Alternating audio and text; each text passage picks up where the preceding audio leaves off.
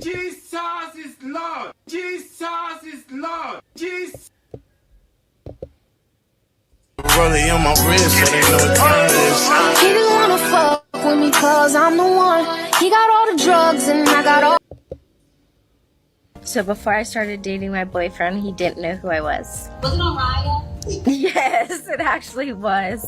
No, we don't have to talk about it. It's fine. He's competitive at games and in life in general, but I'm not. But whenever I beat him, I make it known that I beat him. Ready, set, go!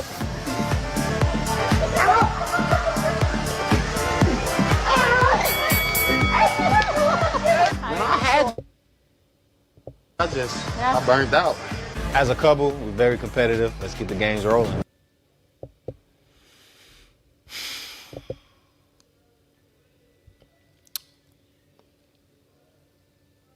Hey guys, welcome to Little Blackbird 91. Okay, we're talking to you guys about Simone Biles and dealing with her husband, Jonathan Owens. Now, I took some time out, last few days just to process some of the things that were kind of happening with the situation. TikTok was ablaze, Instagram was ablaze, Twitter was ablaze, or X was ablaze, with so many different opinions and thoughts about the situation. But I saw throughout the last few days, Simone has made indirects through her Instagram, through Twitter. On Twitter, she's asked, are we done yet? She liked a tweet, which also said, people are jealous and bitter. She just recently put on her page that this one here, this is from Simone Biles' page. And she tells us basically, stop bringing me up. Work on that for the new year. This is Simone Biles' page, by the way. She letting you know 21 hours ago, again, that we should back the frick up. Now, I want to be very honest with you and very real with you. It really got me thinking, because I did a video about this a few days ago about the inverted energy between, from Jonathan and Simone. And I'm going to be honest with you, I love this because it gives me opportunity to really break down a lot of different topics within the course of this. So let me first kind of hit some of the arguments that I've seen in my chat, some of the arguments I've seen in my comment section from both men and women. Number one of the issues that somebody said to us was, why are we dragging this on so long? Why are we talking about this? What is the point of having this conversation? Let me answer that. What is the point of you commenting that what's the point of us having a conversation about it? If you don't want to talk about it, you don't need to be here. Yeah? That's number one, yeah? People that comment those kind of comments, that why are we talking about it, why we're discussing it, you don't need to be here. You don't need to be on TikTok. You don't need to be on Twitter. You don't need to be on Instagram, okay? But since we want to answer your question, I didn't ask them to put a video out. They put the video out, okay? They did an interview, and the interview that came out, unfortunately, this is what was said by her husband, okay? All right? Which has opened, actually not her, but him, to far more insults than he was having before. Listen, before this point, nobody was calling him Simone Biles' husband because we just didn't know who he was. We weren't having that conversation. Now he's done this video, he's now known as Mr. Simone Biles' husband. Do you get what I'm saying to you? So we're discussing this because actually it's a big impact on the culture, because these are two decorated athletes. Of course, I know he's not as decorated as our good sisses, but he is elite to me, because if you make it to NFL, whether you're practice, whether you're starter, you are elite. So my thing is this, right? We didn't ask for the interview. We didn't ask to be put in a situation, okay? All right? You said this more than once before, and it didn't get the virality you wanted. Now you've got the virality. We are now in it. We don't want to be put into the group chat. We're now in it. So you can't complain about us being in a group chat, all right? Or, us being in a group chat when you put us in it. You added my number to it. I didn't ask my number to be added to the situation. That's number one. Number two, I love this point too, because I'm going to say this as well. And this is another consideration. I've heard some people say, in fact, no, I'll leave that to later. Point number two is this. A lot of people said, oh, you didn't watch the full interview. That's why, women, especially, and I've heard this a lot from both men and women, but predominantly men, as an argument. You didn't watch the full interview, so you don't know what happened. I watched the full interview. And it doesn't change my perspective on what he said. Okay? All right? I've seen some people come in my comment section talking about, you didn't watch it. I watched the full interview, and I'm hard-pressed to find something that made it better. Okay, so we can cut that argument right out, answer that question. Number 3, I feel like people are intentionally being obtuse about certain things that are happening in that interview. For instance, someone said in my comment section, hey, look, can men not be confident no more? When did we ever say men can't be confident, right? We're not even implying, okay, that men can't be confident. Nobody has said he can't be confident. What we have said is, why does he want to make himself the prize and the catch in the relationship? Okay, all right. So why is it so quick? Why is it we've got to a point where he's so confident saying about he's a prize, he's a catch? She chased after me. Nobody's questioning his confidence. We want women around the world want to see Simone Biles' husband. Now that's what we're calling him, unfortunately. Jonathan Owens. They want to see a confident man. Last year, when he came out to defend her, nobody was cussing, bro. Oh, no, let's be honest. Last year when he came out to defend her, nobody was cussing. In fact, they were like, what a great man she has, Savannah. What a great man you have, Savannah. When he came out, not even last year, sorry, I apologize. It's this year. Earlier on this year when he defended her, twice I think he defended her. I think one for the hair and number 2 for somebody saying that she was rude, right? He defended her, right? And nobody said, oh no, you know, this is you know, they said, what a great man he is, Savannah. Okay, all right, what a great man that man is, Savannah. That's what they were saying, right? Because I went back to check it, okay? So nobody's complaining about his confidence. I feel like certain people are trying to be obtuse about the arguments of what's happening here and trying to make it far wider reach. Number 4, what I really don't like, or number 3 I think I might be on, what I really don't like is commentary that people are bitter and angry about it. Now, I do believe that some of the comments I've seen on Twitter are aiming at the wrong place. For instance, let me give an example. When I see an argument about, for instance, I feel like it goes too far when we say, she's the greatest decorated athlete of all time.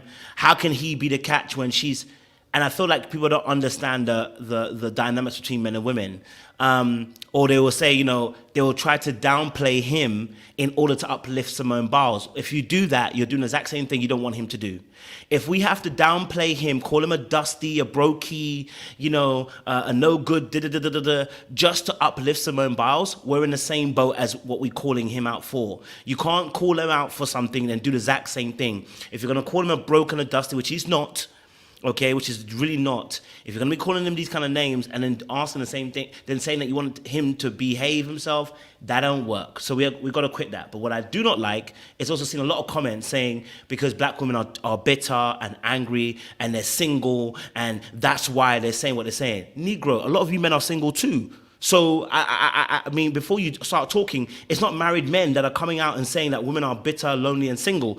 It is other men who are single, who ain't got no gal either, who are cussing out other black women for having an opinion on the situation. And whilst I said some of the opinions I don't agree with, I think some of them do go too far.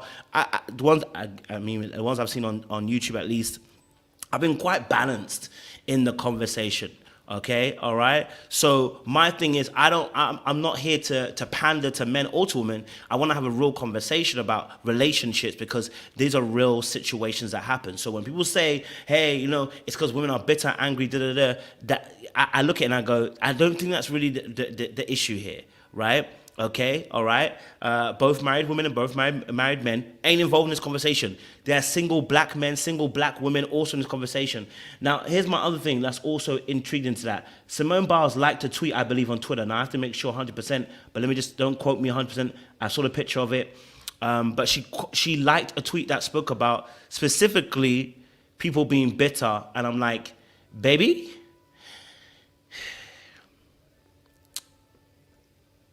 Be careful now. Be careful now, okay? And that's a true point, Ray.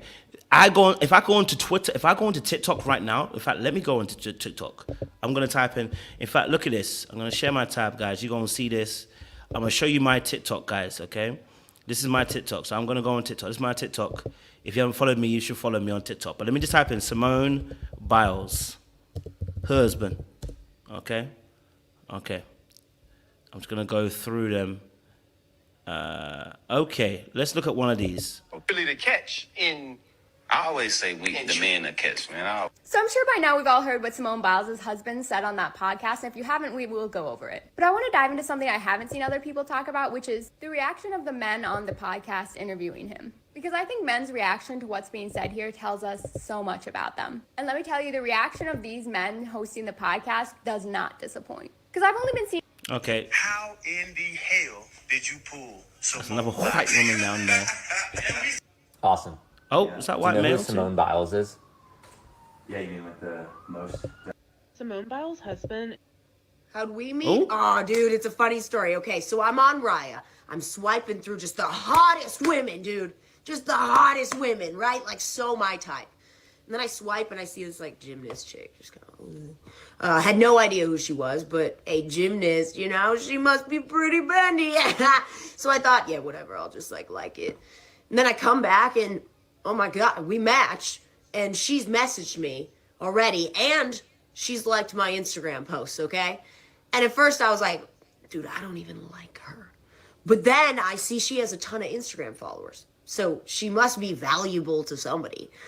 So we start talking. I'm not really feeling it. I'm just kind of like, whatever. I prefer to be with those hot chicks, dude. Those hot chicks. I actually didn't even. Hey, I didn't even know that's funny. you know who Simone Biles is? Okay. Hey, babe. Okay. You know So I just want you just to see. I want you to understand something. Right? My Instagram is my TikTok is curated for black people. Okay? My TikTok, my followership on TikTok is African, right? On TikTok. Okay? I do not have white folks who follow me on TikTok. I do not follow white people's content on TikTok. I have 700 people that I follow on TikTok. I think I've probably got 10 that are white, if that.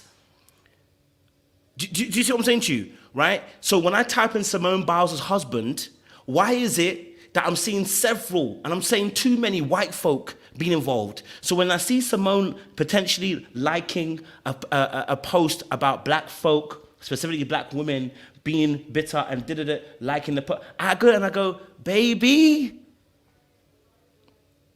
I'm like, baby, what you doing? You don't realize white folk are looking at you too, looking at your husband saying what a fool he is? And I keep telling you guys this, that a lot of times we always think it's black people doing it, black people. And I'm telling you, white folk also do have their own bullcrap too, right? But they're watching that thing and also they're involved. And they're also calling out the bullcrap too. What do you want me to do? Right? So this isn't about bitter black women commenting on a situation. We've got a unique situation with Simone Biles where both white people and black people are in this situation, right? We're all in the group chat, okay? We're all in the group chat. So if now you can't use an argument, it's bitter black women who are commenting. Now what you gonna do? Beforehand, I had some people comment on my videos and talking about how it's a bit of black women that are discussing this. And I said, well, am I a bit of black woman? I'm a man. And I'm telling you what he said was out of line. What I'm telling you what he did, okay, was not protecting of his wife. And now the person who's getting outed is him. The one that they're cussing, the one that they're laughing at is him. They're now calling you Mr. Simone Biles' husband. Okay? So what you gonna do when it ain't black women you can blame? What you going to do when you can't blame the quote-unquote stereotypical, it's the bitter black woman? What you gonna do then when you now see it's white women too? When you see that the white women are also bringing their husbands into the game too? What you gonna do? What you gonna do now? What's gonna be your argument? What's gonna be your pushback? What's going to be your ad hominem attack? What's going to be your failure to compute what's actually happening in the situation when you ain't got the black women to blame no more? There's now white women involved. And not only have the white women got involved, they got their husbands involved. I just need you to understand that. The white women, the people that are married didn't stay that way. They went and got their husbands and brought their husbands into TikTok. I don't think you understand how big this is. Right? So what it showed me is it exposed a lot of people that don't critically think, and they get involved in an argument based upon the gender wars that we have, and specifically gender wars when I'm talking about between black folk. The white folk have their own gender wars. We're not involved in that because we ain't white. We black around here. But what it told me is that a lot of people didn't want to have the fight because a lot of people didn't want to reason with what was seen in front of us. right, of what was happening, what was not being said in those moments. The bare minimum. You know, people saying that she's smiling, she's happy. Well, obviously, clearly, even white folks are looking at her going, something's not quite right here. Right? Okay. So, in this situation now, okay, all right, who you gonna blame? Let me move on that point. Some other people said that she's happy, so why are we complaining about this situation? I want to say this as well. Someone smiling in a video does not mean that they are good. We had a conversation the other day, and I'm about to release the videos in parts. If you guys were with me about a week or two ago, we had a video called "Let's Tussle Black Women." It's black women admit that they are the problem in dating, right? And we had a young, I say young, but we had a young lady. I call her young because she, you know, I like to speak good things. But we had a black woman come on, Kathleen. Shout out to her. And she came out, I think her name is Owens as well, freaking hell. She came out and told us a story, okay? She came out and told us a story. She came out and told us a story that, she had entered into a relationship. And from the outside, it would look like, you know what, she was good. She would go to work, cover it up, look happy. No one would really know. And the point of what I'm trying to say is, and I'm not saying she's been abused. I'm not saying she's been attacked. I'm not saying this. I'm saying sometimes we just don't know better. Sometimes we don't know better, but what people are giving to us, we have to reason. I, again, don't think it's worth a divorce. I'm going to be honest with you, it's not worth a divorce. Okay? I'm going to say it straight. I do not believe that they need to divorce. I think that's a very extreme take. What I do believe is before we get to that point, we do need to have somebody involved in that relationship. I want to advocate for that once more again. I said in a group chat to Sean, to Jay, to Seaway, I don't think he doesn't love her. I want to change my point and say, listen, I think he loves her, but I do believe they are inverted, and I think that there's some healing that needs to take place in order for this relationship not to falter. But I'll explain that a little bit later on. But again, when people say, "Oh, she's happy, she's smiling," the same way that you say to us, how can we judge it over 5 minutes? How can we judge that she's not happy over a 10-second clip? How the hell you judge she's happy over a 10-second clip? Right? How do you judge that? Now, we know a lot of people that there's a lot of us who have been in relationships, okay, who have been in relationships where we knew it was wrong, or we knew the relationship wasn't great. We put a nice little smile on it, slapped a stick on it, and was like, we good. We good. Meanwhile, we knew the relationship wasn't for us, right? And so people can smile and laugh and joke in those immediate moments, okay? All right? So that's what we mean by that situation, okay? In that aspect. Okay, so he's a catch more, okay. Okay, cool. Yeah, that's my things I've answered. If you guys got any questions or anything like that, or any things, commentary, put it in the chat as well. I definitely want to answer some of those questions, but I want to get into my video now as well, right? I want to actually get into my video. I want to talk a little bit about what I believe is happening here between Simone Biles and Jonathan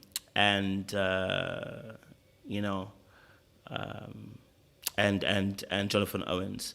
Okay, so Danny said something before I go. Let me say, Danny said, ain't nothing wrong with that man saying he's a prize. It ain't like he said she's not. Okay, so the point was they said that she's a catch, and he said, no, I'm the catch. So inadvertently, yes, he means she isn't the catch. It's called deduction, right?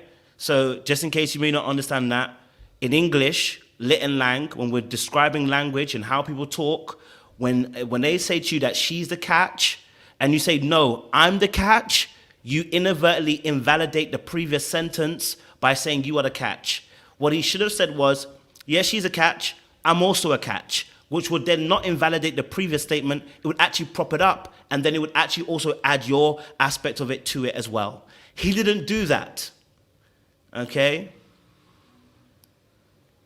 So that's the problem with that behind it. And I know that some of us didn't go to school, and I'm not even being rude about it. I mean, some of us didn't pass English, so I understand that certain language misses people's heads. I promise you, I'm not even being joking right now. I'm being deadly serious. Some people didn't do English and finish well, so sometimes certain things go over the head. The wording is very important, okay? The wording is very, very important. And on this channel, You know I'm a stickler for when it comes to education in terms of English and how we say certain things because it means something. So when you say that, when someone asks you a question and says to you, someone says a statement to you and says, your wife is a catch. If I come out and say, no, she ain't, I'm the catch, okay, that would be a problem. Yeah? So in that moment, somebody who isn't threatened by their wife, quote unquote, being a catch, which again, I don't believe in someone saying she's the prize or he's the prize. We all the prize, okay? If you're dating somebody, we are all the prize. A smart man and a smart woman, okay, would have heard that answer and said, yeah, she's a catch, and so am I. We both catches. What you talking about? Case closed. Right? But when you are not thinking in that vein and fashion, when you're only thinking to invalidate, when you're thinking to compete, now this is really important. Now this point is important because it's gonna shape my whole conversation today. When you're in the business of competing with each other, you will never see it as you can win, I can win. You will only see it as win and loss. Okay? All right? So in this situation, when they ask you, she said to you that she's a prize, your next statement should have been collaborative and said, you know what, yeah, she is a prize. Or, you know what, none of us are the prize. You know, we saw each other, it is what it is. Or, both of us are the catch, both of us are a prize. Or, she's a prize, but you know what, you know, I'm a prize too, right? That would have been a collaborative statement, which brings in the fact that both of you are of equal value. He didn't do that, and it's because they're competing. And let me tell you something, they're both competing. I promise you. I promise you, they are both competing. And that's the problem I have with them, because they're in the wrong energy. So here's my statement, okay? Here's my statement. When women operate in the masculine, they get tired. When men operate predominant, and when I say operate, I am not saying that we don't ever operate in the opposite. Men have both feminine and masculine energies. Women also have both masculine and feminine energies too. But predominantly, we falter into those individual energies because that's what gives us the most strength, but also because that's the role we play, okay? Let me answer another statement, because someone will say this: are you promoting gender roles? I didn't say anything about necessarily gender roles, but there are roles that we play as a gender. Can't lie to you. I'm being tricky. Yes, I do believe in gender roles to a certain degree.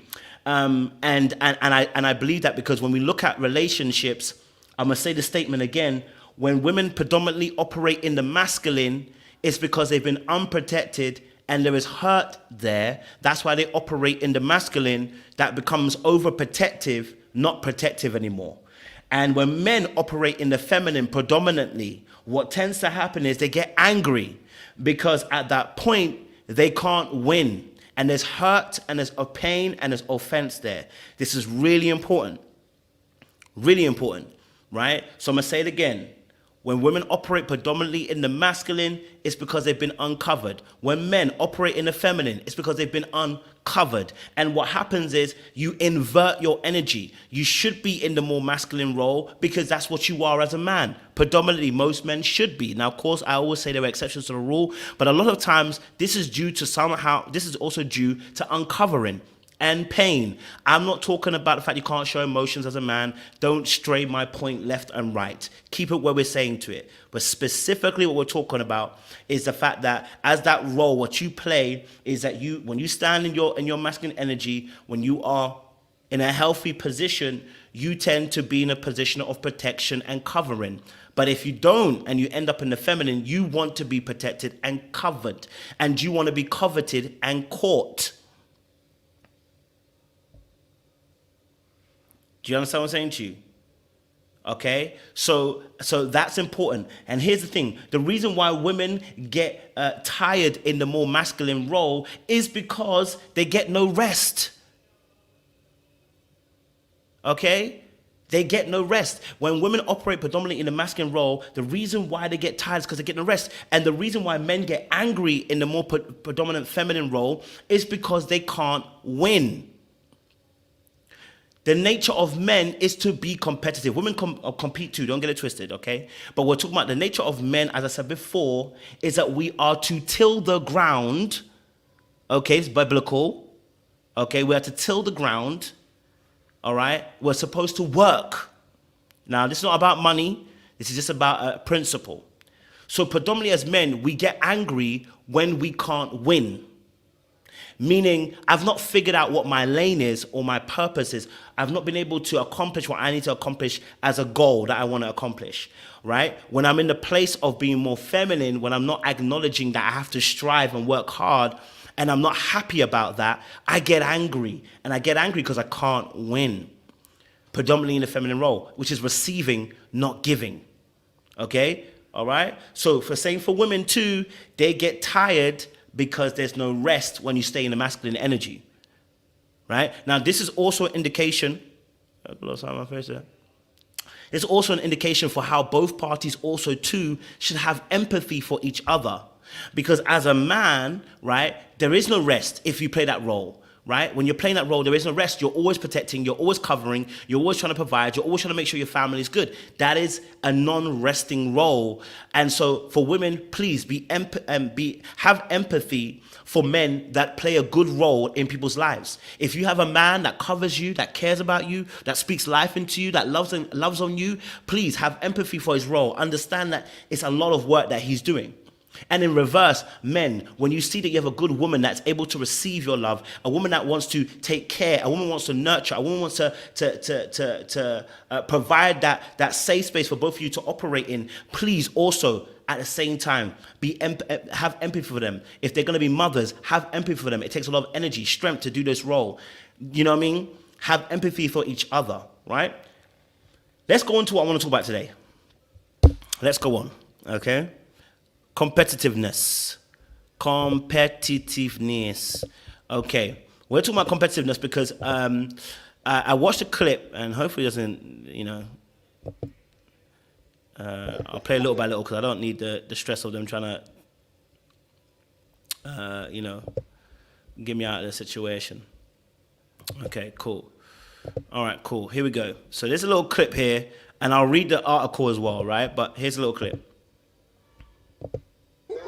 Your husband is in the NFL, right? Yes. Who do you think is the better athlete in the house? I think we're good at our own sports. We've tried to pin each other against on like difficulty, ability, and all of that stuff. So at the end of the day, gymnastics is harder if he agrees or not. Yeah, that's a nice politician answer, but here's the truth. I'm not trying to stir anything up in that house. I know your Do y'all peep her necklace? Okay, so I'm going to read the article as well, but let me give you a summary. In the article, what it says is that, in the article, it says that, that they keep having an argument about who is the better athlete. Why are we having arguments about that? No, I get that you two are competitive, but why the frick are you having arguments about that? Secondly, we ain't even in the same league. We're playing two different sports. Why are we arguing about who the better athlete is? Right? I'm not hearing Beyonce and Jay-Z asking a question about who is a better musician. Okay? All right? I'm not hearing Dwayne Wade and Gabrielle Union, and they're not a great example, but don't worry about that. Complaining about you're the athlete, I'm a superstar, but who's a bigger name? Right? Why are we having such a conversation? No, it's not a general chit chat. It's not a general chit chat. See, that's what we're gonna belittle it. It's not a general chit chat because I went to the article and I'll read the article. You see me? I go to read because I like to read. It's not a general chit chat because they keep having an argument about it in the actual relationship. Let me get into it. Let's get into the article. Okay, let me get into the article. And people are saying it's playful banter. Who else are you hearing has this playful banter? Okay? Who else are you hearing as a couple? Please name one couple that you've heard who are saying that they have a joke about who's better than who. Please put one couple in there that you know, that you've heard say, we argue or we have a disagreement, we joke about who's better than who. Please put one couple in there, blood. Put one couple in there. A conversation about cooking when neither of us do cooking as a job makes no sense. Let's be real. Let's not, this is what I mean by being obtuse. Let's not be obtuse. Let's be real about it. We're not talking about something that neither of you do, right? We're not talking about something that neither of you do. We are talking about something specific here, okay, where you actually do it as a sport, as a role, okay, all right? As a sport, as a role. When do you hear couples making that comment about that? Now, listen, I'm going to read the article because I think the article is important to read, okay? Let's read the article. Okay, so Simone Biles revealed that she and her husband, Jonathan Owens, argue, did I put this word here?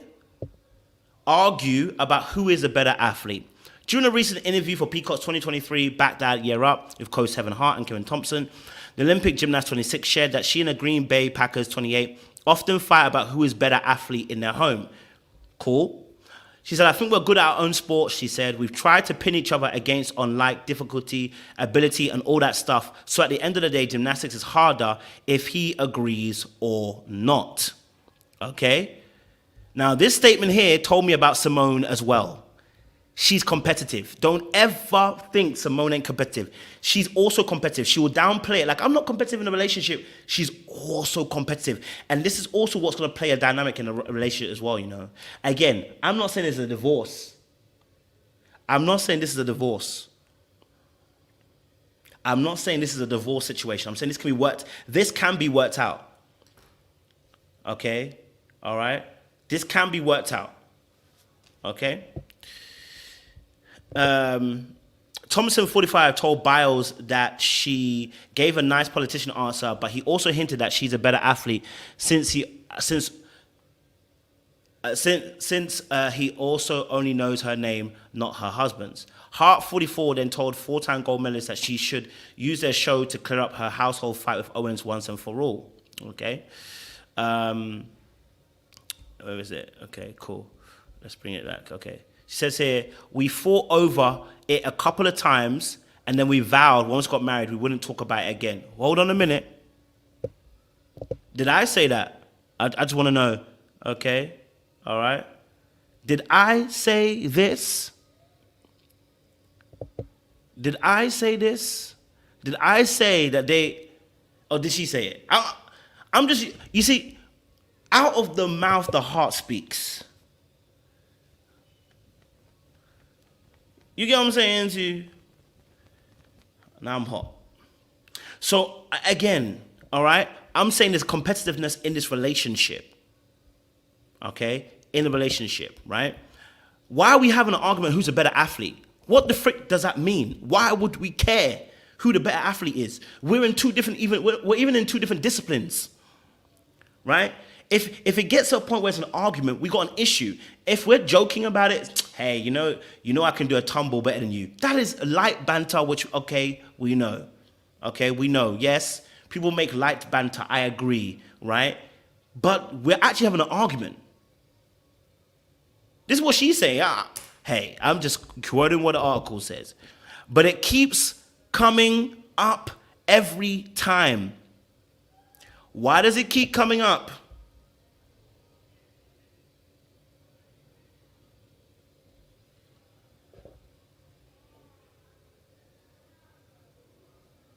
Why does it keep coming up? What do you want me to do? You want me to read it differently? Do you know what I'm saying? Do you want me to read it differently? Okay.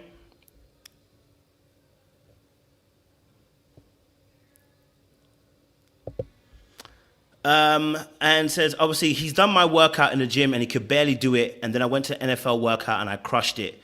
I'm going to tell you something about Simone. Everybody sees him, but I'm going to tell you about Simone. Simone knows she is the more decorated athlete out of the two. Simone is not an idiot, okay? She's happy to pay possum. And when we talk about dark arts, you guys know about dark arts, right? One of the ways about being a dark art person is understanding that you can win the game at any point in time. Okay? You can win this game at any time. And you already know that between you and another person, right, you win. So you don't have to use all your strength, right, to try and crush the person because you know you can beat them already. In the situation with Simone, she's a very intelligent person. Very intelligent. And so she's happy to pay the possum because in that situation, right, we go, oh, Simone, you know, she's smiling to the... Simone is consenting to everything that is happening here. Everything. Okay? Everything. Okay? When she was on that platform with the pivot, she was consenting, smiling, laughing, telling us she also went after him. She's not an innocent party in this. She knows exactly what it is. When she told y'all to keep your mouth shut and keep out of her business, she knew exactly what she was doing and what she was saying. Okay? When she was liking specific tweets, are you done yet? Okay? Yes, she's in control. Do you know how I know that? He ain't that bright. I don't want to be rude. Listening to him talk, this is my personal opinion, and I don't want to be rude. I may be wrong. Maybe his SAT scores, whatever, are through the roof. But he doesn't necessarily come across as being very intelligent. And that's also another thing. I don't want to be rude about it. I'm saying it because of a perspective of what happens when you got power dynamics in a relationship, right? When someone speaks, you hear a level of intelligence and the way that they speak. But when I'm hearing them speak, I don't necessarily hear that intelligence. And that, for me, is where I'm like, okay, I think she knows she got him, right? She knows. Right? She knows. She's very clever. And so she knows how to be like, okay, I can sit back because I know. Listen, I'm just saying, I'm not saying that, you know, that I'm not trying to be rude to him. I'm not saying that he isn't intelligent at all. I'm saying I don't think he's as intelligent. Look, me to other people, there are more intelligent people. There are people when you listen to them speak, you're like, God damn.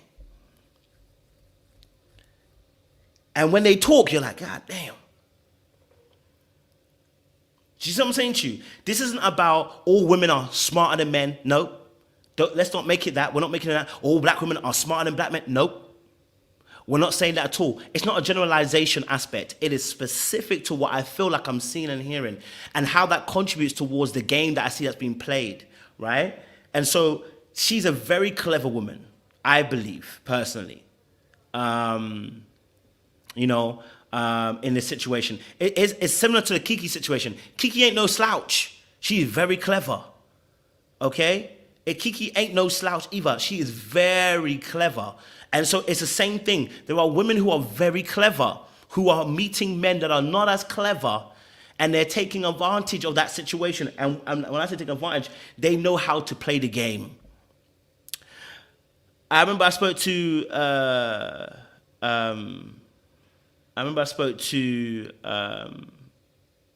friend, and she was like, sometimes because she don't want to trigger a man's ego, and you know, she don't want to trigger a man's ego, so she plays down her smartness, she plays down her intelligence, not to trigger certain men off. And I was like, well, if you understand your power that way, right? It's a very clever way of being able to play the game. Okay, it's a very clever way of being able to play the game. And so I was like, okay, all right, okay, I hear you, I see it. So yeah, you know, they compete. Okay. Now going back to that original first clip, if you don't believe, let's go back to the original first clip. So before I started dating my boyfriend, he yes, it actually it known that I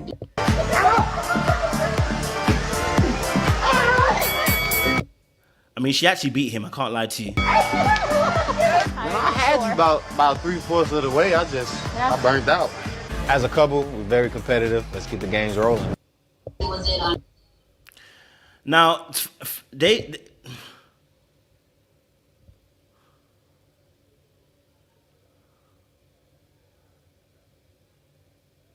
just saying. Yeah? Just saying. I think they're equally to blame here. I think they're equally to blame. I think they're equally like this. Okay? All right? And it's very hard. It's very hard, in that situation. But that video clip was just to prove again. But I want you to listen to the response here. He said they're competitive, but what did she say? Listen to this. On a dating app. So before I knew who I was. Was it on Raya? Yes, it actually was. No, we don't have to talk about it. It's fine. He's competitive at games and in life in general, but I'm not. But whenever I beat him, I make it known that I beat him. Okay, Simone trying to tell us that, you know what, I'm not competitive, but you know, he's competitive in life and in general, but when I beat him, I let him know. Chick, please. Okay, check, please. Chick, please. Okay, all right. Chick, please. Simone is even trying to play down that she's competitive. She's downright competitive. Downright competitive in that relationship. Absolutely competitive in that relationship. You're so not competitive that you let him know that you beat him. Why I'm saying that both of them are in this situation. Okay, all right. That's why I'm not saying it's on. It's not one-sided. It's not one-sided. It's on both. Do you get what I'm saying to you? It's on both of them. You know. Andre said, "Are they not allowed to be competitive? They are allowed to be competitive to a degree, but because now we've heard him not cover her." That tells me that this competitiveness is probably not going to be, it's not going to be sensible. And your competitiveness gets you into arguments. Do you get what I'm saying to you? Right? Your competitiveness is now getting you into arguments in your relationship. That's why I can't agree with it. Like, we all got a bit of streak of competitiveness, but we tend to compete in different areas anyway, right? It's a harder position to be in when you're competing with your partner. Right? Now, of course, there are fun competitions, like when we're playing games and we want to win. We're playing Monopoly or Scrabble, whatever. We want to beat each other. You know, I went on a date some months back, and we were competing about who can shoot the best, as many balls into the hoops, right? Right? Who can win that? Fine. At the end of it, it wasn't an argument because I don't need to turn it into something. But something's happening that they're turning it into. Something's turning it into an argument, which means it's not from a healthy place. Do you see what I'm saying to you? It's not from a healthy place. And so I'm saying both of them, their competitiveness is not helping the relationship. It's actually causing more issues because they're having arguments about it.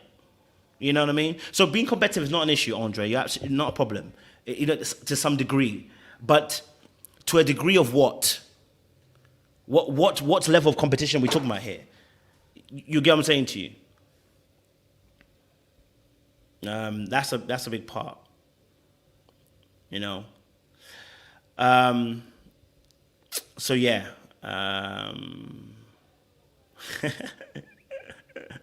Andre said, so you think they are having super serious arguments and sleeping in separate rooms at night over their competitiveness? I don't think so. Lol. Who knows? But yeah, competition, I believe in a relationship, it can be healthy if it's done correctly, but it's competition where we're not literally just trying to beat each other. You know what I'm saying? Like, that's for outside. Right? That's for outside. You don't want to be competing outside and then compete in your relationship too. You know? That leads to other things in the relationship being very difficult too. Right? Yeah. I think, as well, and also, this can actually lead to resentment within the relationship.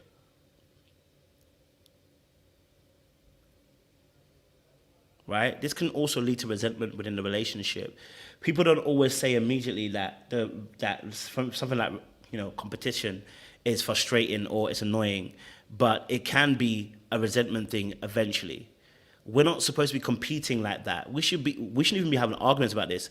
This should be a case of, a little competition here and a little jokes manner, but we support each other going forward. You know what I'm saying to you, right? Which he has mentioned about them supporting each other, so I'm not going to make it one-sided. But, I just thought to myself, this is a situation where I'm seeing it and,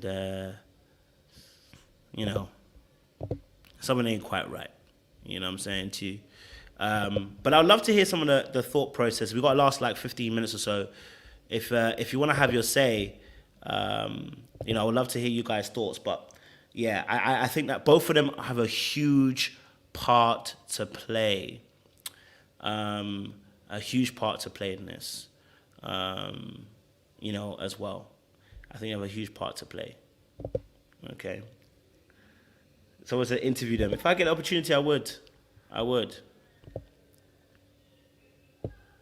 All right. But yes, everybody should be in their own lane. They're in two different sports. Why are we even? The thing that gets me is that we're in two different sports. Why are we arguing? Do you know what I'm saying to you? How can there be an argument? I just want to know that. How can there be an argument? We're in two different sports.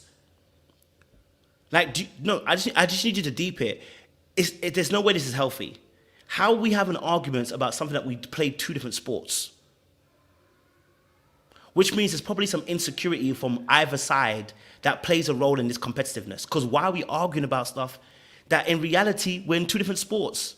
Not only that, he's not the most decorated NFL player. And again, I still believe he's elite.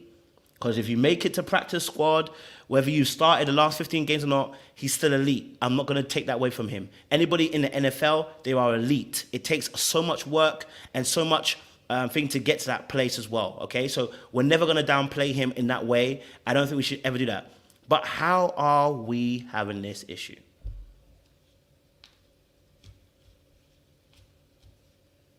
So here's my okay. If we're not, let me just put this. Let me put this link in so you guys can. Here's my oh crap. Here's my thing as a person who wants to see them work stuff out, right? As a person who wants to work stuff out. What's going on there? As a person who wants to work stuff out and make sure that these guys actually thrive, here's something I suggest. Individual counseling first and foremost, as well as obviously couple counseling. I believe they need individual counseling because I believe that a lot of the work they need to do is deep rooted. Okay? All right? So a lot of the work that I think they need to do is deep rooted work. So I would suggest individual counseling. Having couples counseling before you get married is good, but there's a lot of times that our past issues are playing a role in our current relationship. Okay? So I would suggest that they take individual counseling, get to the root cause of some of the insecurities I believe that are on both sides as to why they're inverted in the energies that they are. She plays the more masculine, him playing the more feminine. And as you can see in this clip here, Rollie on my wrist, so they know what time it is. Jokes aside,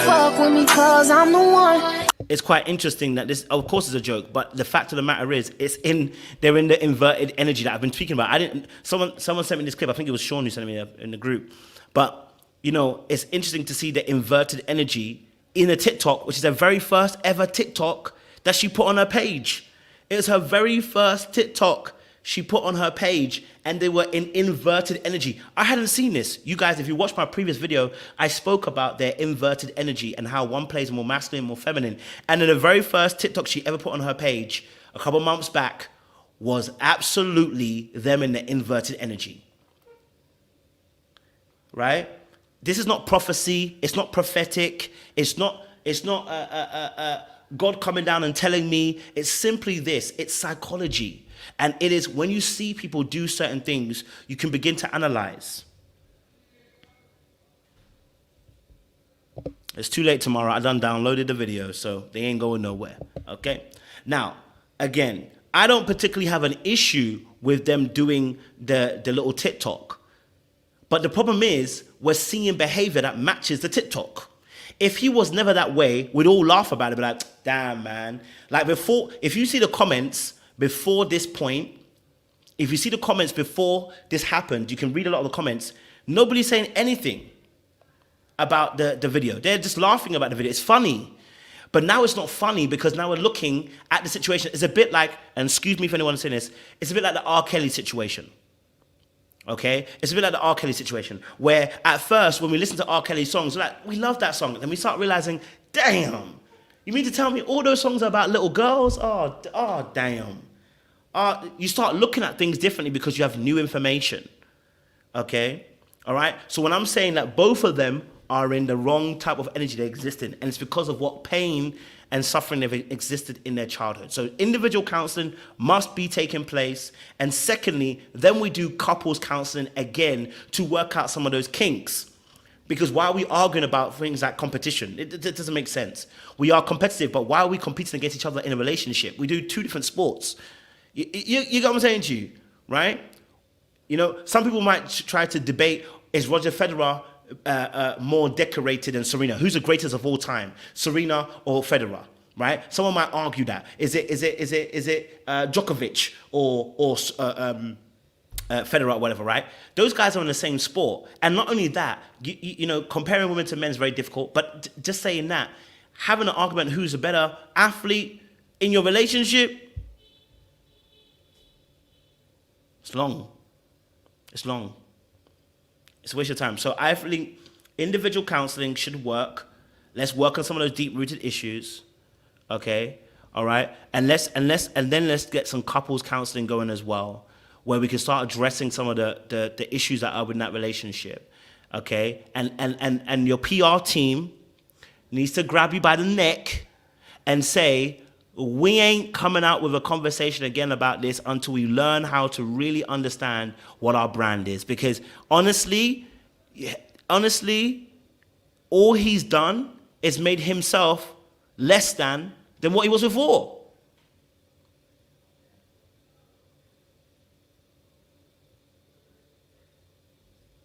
Yeah? So if I'm PR, I'm like, hey, before you post that ish, let me see it. Okay? Let me see that before you post that. Okay? Because right now, you're posting stuff and it don't be working.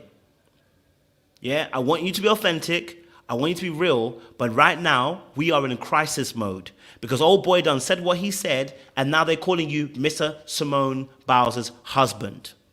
They don't even know your name. If it was bad before, it's worse now. Because not only do black people know this, white folk are calling you Mr. Simone Biles' name. Right? Do you see what I'm saying to you? Now even white folks are calling you Mr. Simone Biles' husband. No matter what Simone does, no matter what she says, no matter how much she comes out hard, nobody wants to hear anything apart from him. If he's smart, he goes away, he learns, he grows, he matures, he gets a better understanding of what he said that was incorrect. He comes back on our internet and he tells us, hey, guys, you know what? I didn't see the way you looked so it before, you know? I was immature at that point. You know, I said some things I shouldn't have said. I did some things I shouldn't have done. I get it. I get where you guys are coming from.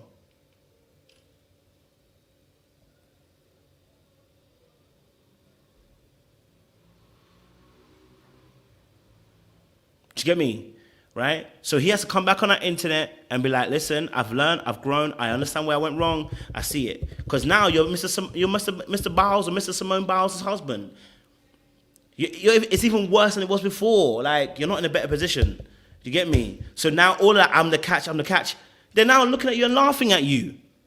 So Simone, and this is where Simone needs to get out of position that she's playing. She cannot save him. No matter what Simone does, okay, she cannot save him. Right? Women, I want you to understand this. You can't save him because he said it and they're cussing him. He needs to save it. Okay? He needs to save it. Because there ain't nothing better than a comeback story. There ain't nothing better where people want to root for is growth. Okay? This can actually work in their favor. PR, if I'm PR, I'm grabbing him by the neck and I'm telling him, listen, do the inner work. We do another interview. You counteract what you said and you realize, hey, I know where I went wrong. And you explain where you went wrong. And now we're in a better position. Now we're like, raw. Now women are going to be like, raw. I need a man like Simone Biles' husband because, you know, he grew and he understood and he knew. Then you're going to have all the black men saying, see, you should have given him time and, you know, you should have let him grow. We're not all bad. This is a PR win if you can spin this. But you need to go and do the work. You need to go and do the work. And I need Simone to get out the way. Okay? We need Simone to get out the way. She's in the way. Get out the way, Simone. Let the brother take the hits that he needs to take. Okay? Keep quiet and let him come and do the work he needs to do. That's what we're supposed to do as men. Right? Let me get Sean on. Yes, brother? What's going on? Woody whoop. Trust me, I'm not here to tussle with you. You are way too fired up for me for this, so I'm not even. This is not a tussle. Trust me. I've lost my voice now. But all jokes aside, no. Listen, I think what my opinion has evolved to is that pretty much what you've been saying most recently, and we've talked about behind the scenes is they have a very unbalanced dynamic, and I just think the videos like the one we just watched on TikTok, the way she's been the voice of it, that's the dynamic in their household. And that would take some massive undoing for him to now switch the roles because she's already come in and covered. She's already come in and done the provision and stepped out and said, "No, he's not. Don't talk about my husband." Now, there is an element of that I think kind of sort of is the right thing to do because it's women attacking him. So it should be, I mean, it's majority women, not all, but the overwhelming majority is women. So it should be her saying, "Hey, listen, I'm the woman, I'm telling you," right? Now she's just not going to be believed. And I think that's kind of where it's kind of best for him not to say anything, because if he's not going to say an apology, if he's not going to clarify his thoughts or really be a little bit more clear about his feelings about her, if they are not what everyone is seeing and thinking, if he's not going to do that, then he should be silent and just let her do it, because she's equipped to do it. Because if you see in every single instance, she takes that role, and she is the leader from a financial aspect. She is more prominent, more well known than him, and unfortunately, the two of them both haven't really seen healthy dynamics work out in relationships in their foundation. So they're just fighting through this the best way they know how. So that's kind of how I see them navigating this. And I don't think, lastly, you're reasonable. There's several people that are reasonable. But when people get fixed on an opinion as public, they don't do it. They're not going to do a 180. If he came out and apologized now, there would be a wide amount of people that would say he's just saying that, he's just doing it because he doesn't want any backlash. People have really generally formed their opinion. Rarely do people get so staunch on an opinion and then do a full pivot. So I think they just need to do the work, that you're suggesting for themselves. Really, make sure that competitive isn't sowing seeds of discord in their relationship. Work out how they're going to tell their relationship story, because it's backwards. That's my thought. No, I definitely hear you on that. I think there is some aspect of, like I said, she is predominantly the more dominant voice in that relationship. She's built to do that in that sense as well, right? And so I definitely understand that point. I think there's a difficulty. I think there's a difficulty, and the reason why I'm saying the funny thing for me is that my position on this is that they're both terrorists to each other. You understand what I'm saying to you? Like, when I first started, I was talking about him and his behavior on that screen, but it didn't take long for me to realize she's a problem. And so my thing is, I don't just see one side. I see both of them. They're both a problem. And so when you're saying what you're saying about the audience, and not the audience here per se, but the wider scope of an audience, I agree. I've seen some comments, I'm like, the focus becomes about who knows you. And it's like, if you really have an issue with what he said, trust me, that is only a least of the problems. Like, if you're trying to solve an issue, him saying he didn't know who she was is only one part of the equation. There are several components to get into that point, which is concerning, which we dissected on this channel, which we broke down as well, right? So just saying, and you're right, so when people get fixated on, he said he doesn't know her, who is he? When you focus on just that part, you miss the greater scope of what actually is an issue with their relationship and what's going on between the two of them. And so I think both of them are a problem in this situation. I can't lie to you.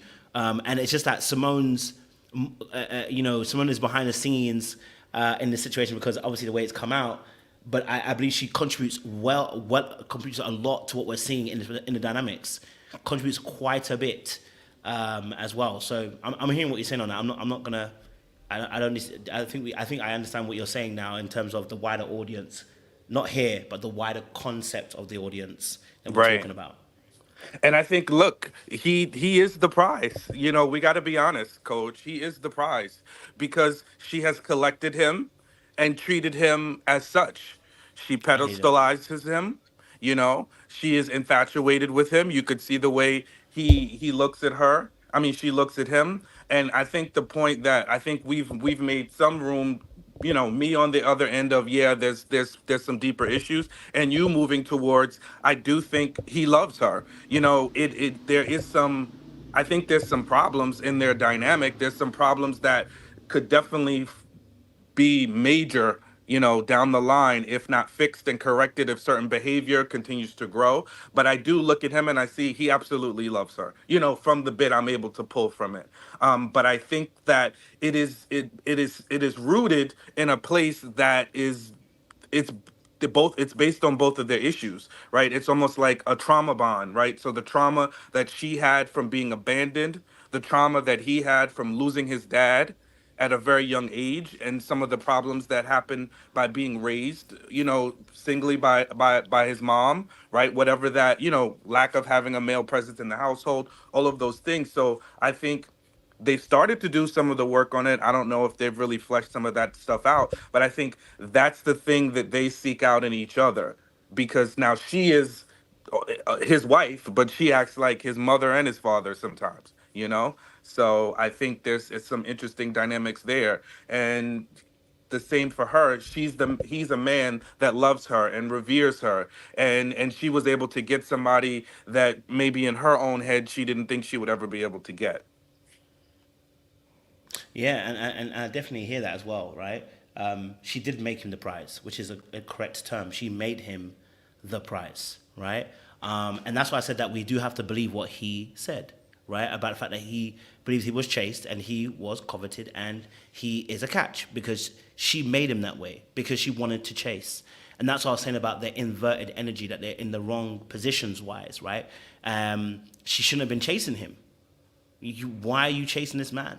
Now, am I saying that, a woman can't, shoot her shot? And again, people will disagree on what the terminology of shoot a shot is. So that would always be an argument. But, it wasn't, I wasn't focused on the fact that, he messaged her first. She messaged him first. It's not necessarily anything crazy. All right. But when he tells the story and adds up all the things that he added up, he knows he was coveted and chased and wanted. And it sounded almost like as if he didn't really want her in the beginning. Yeah. All right. So it's like, for me personally, I'm looking at it and going, okay, I think there's some issues here. It can be worked out. This is not a divorce situation. It can be worked out, but there are some issues here. So I'm definitely hearing that. Jeff, what are you telling me, bro? Yeah, man, I'm just loving the conversation right now. But I actually want to ask you two guys a question, like in regards to competition in relationships. Do you think, or have you ever seen times where it goes too far?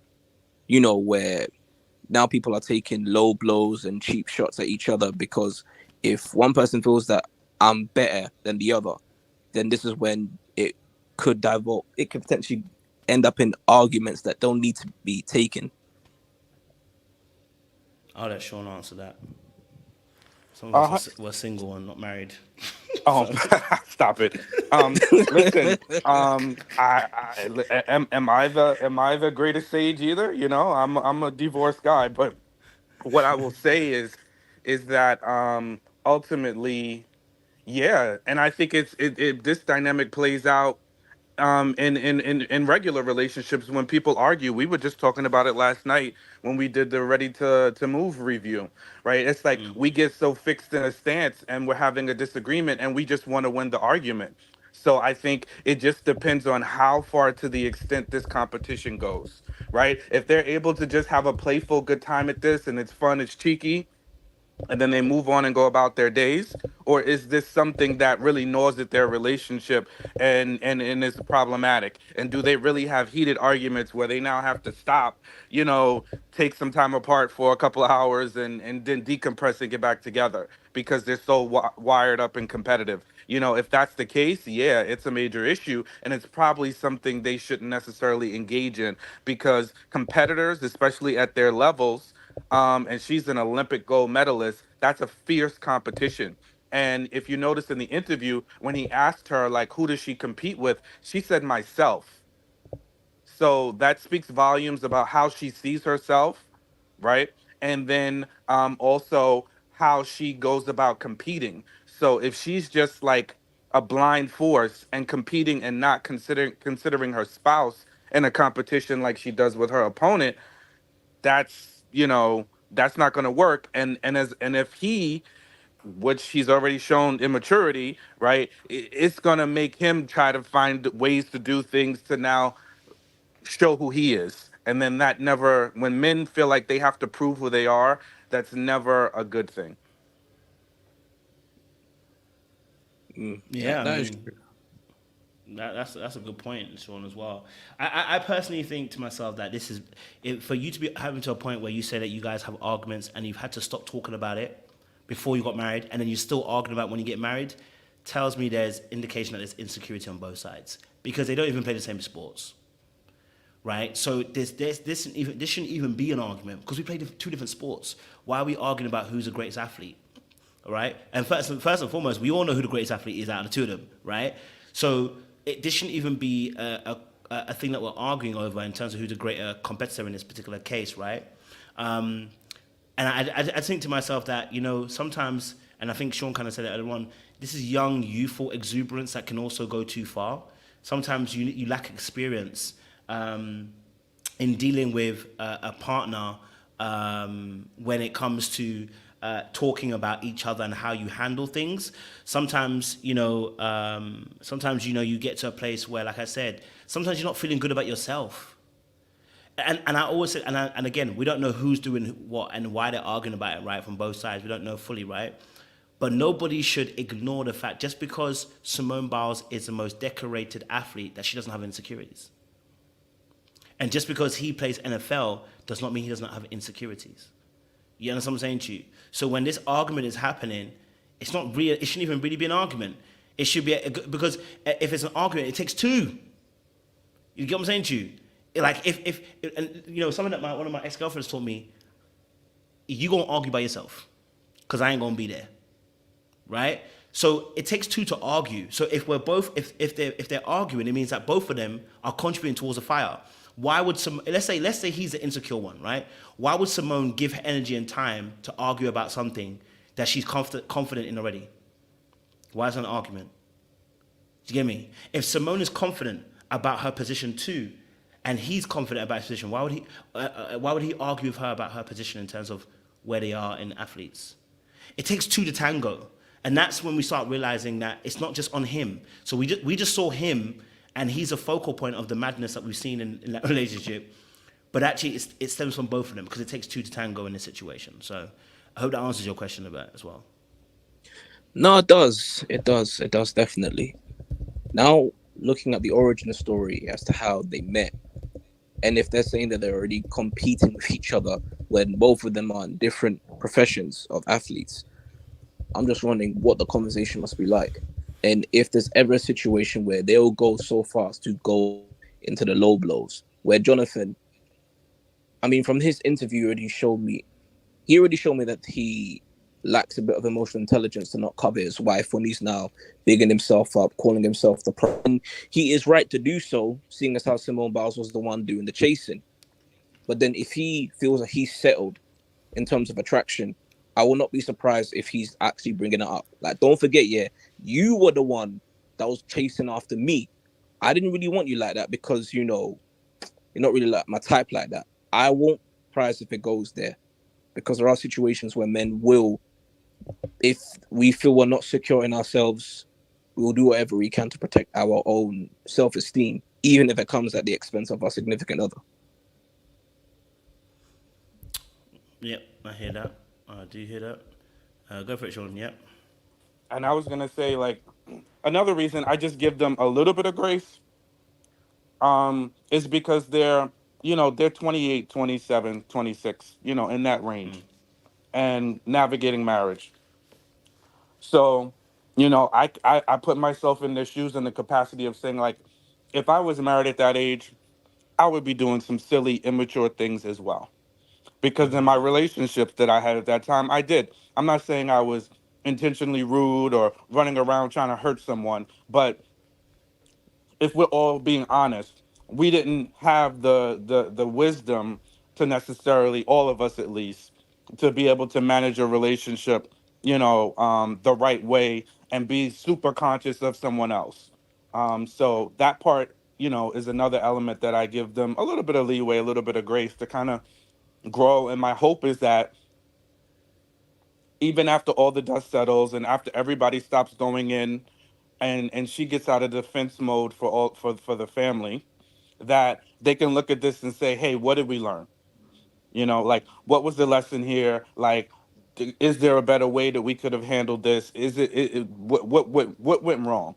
So I do think that is, just something to be considered.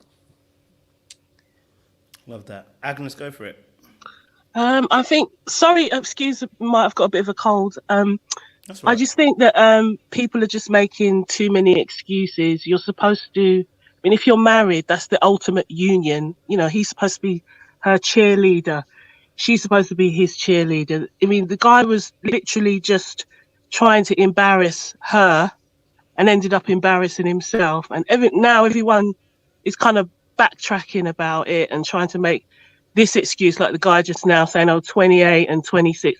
I mean, those are big ages. Like most people are marrying or getting married even earlier than that. But all that aside, you're doing a podcast, you're doing a major piece of PR or whatever. He didn't represent himself well. He didn't represent her well. I mean, the motivation for me when I saw it is he's definitely insecure. He's definitely jealous of her success. And we will see in the future. I mean, there's going to be is it an Olympics this coming year? We'll see how much support and love and how solid this marriage is. But it's just really painful to see. I mean, people have talked about colorism and they're talking about the dynamics of relationships in the Black communities, all different reasons for this, but it was just too blatant. I think, we just need to face facts that there's a problem there. What is the problem in the Black community about, Black women being successful? I mean, surely that should be something that we should uphold. What is the problem about Black men feeling that they have to compete with their opposite, with females? Why do we have this in our culture? And it was kind of sad, not so much the fact that everyone's sort of getting in on them, because I think at the moment it's Christmas time, people are at home, it's just sort of caught fire because of the time of the year. But it's just sort of sad that you've got this young couple out there that are just sort of kind of, I don't know, giving us a mirror image of what's wrong in a lot of, relationships and marriages. I mean, talking just from my parents' marriage, I mean, my mum was quite qualified. She was more qualified than my dad. She was a midwife. And, it chipped away at my dad. Chipped away, put downs, verbal. And it did turn violent in the future. So people trying to poo-poo this and say, oh, it's nothing. I mean, a lot of people have seen this relationship dynamic in their parents' relationships. So I just don't think we can make excuses about it. We saw what we saw. You can't gaslight us out of seeing what we saw, and it's quite sad. So yeah, the pushback's pretty tough, but they should have known if you're going to put your relationship out there on a public platform, you're going to get public criticism. Cool. I don't know what you think. Sean wanted to push back to that because it was Sean's comment that she actually spoke up to. So I don't know if Sean wanted to reply back to it. Sean, did you want to reply? Listen, I can respect her opinion. I would say that, in today's times, most people are not getting married at 26 and 27. The marriage age is much, much older, and the marriage rates are dwindling, which is why, I was definitely more skewed to trying to defend them in the beginning, because when we see young Black people in love, I'm more geared to supporting them, right? And again, like as you know, I was talking about, like we all bring our own experiences to the table.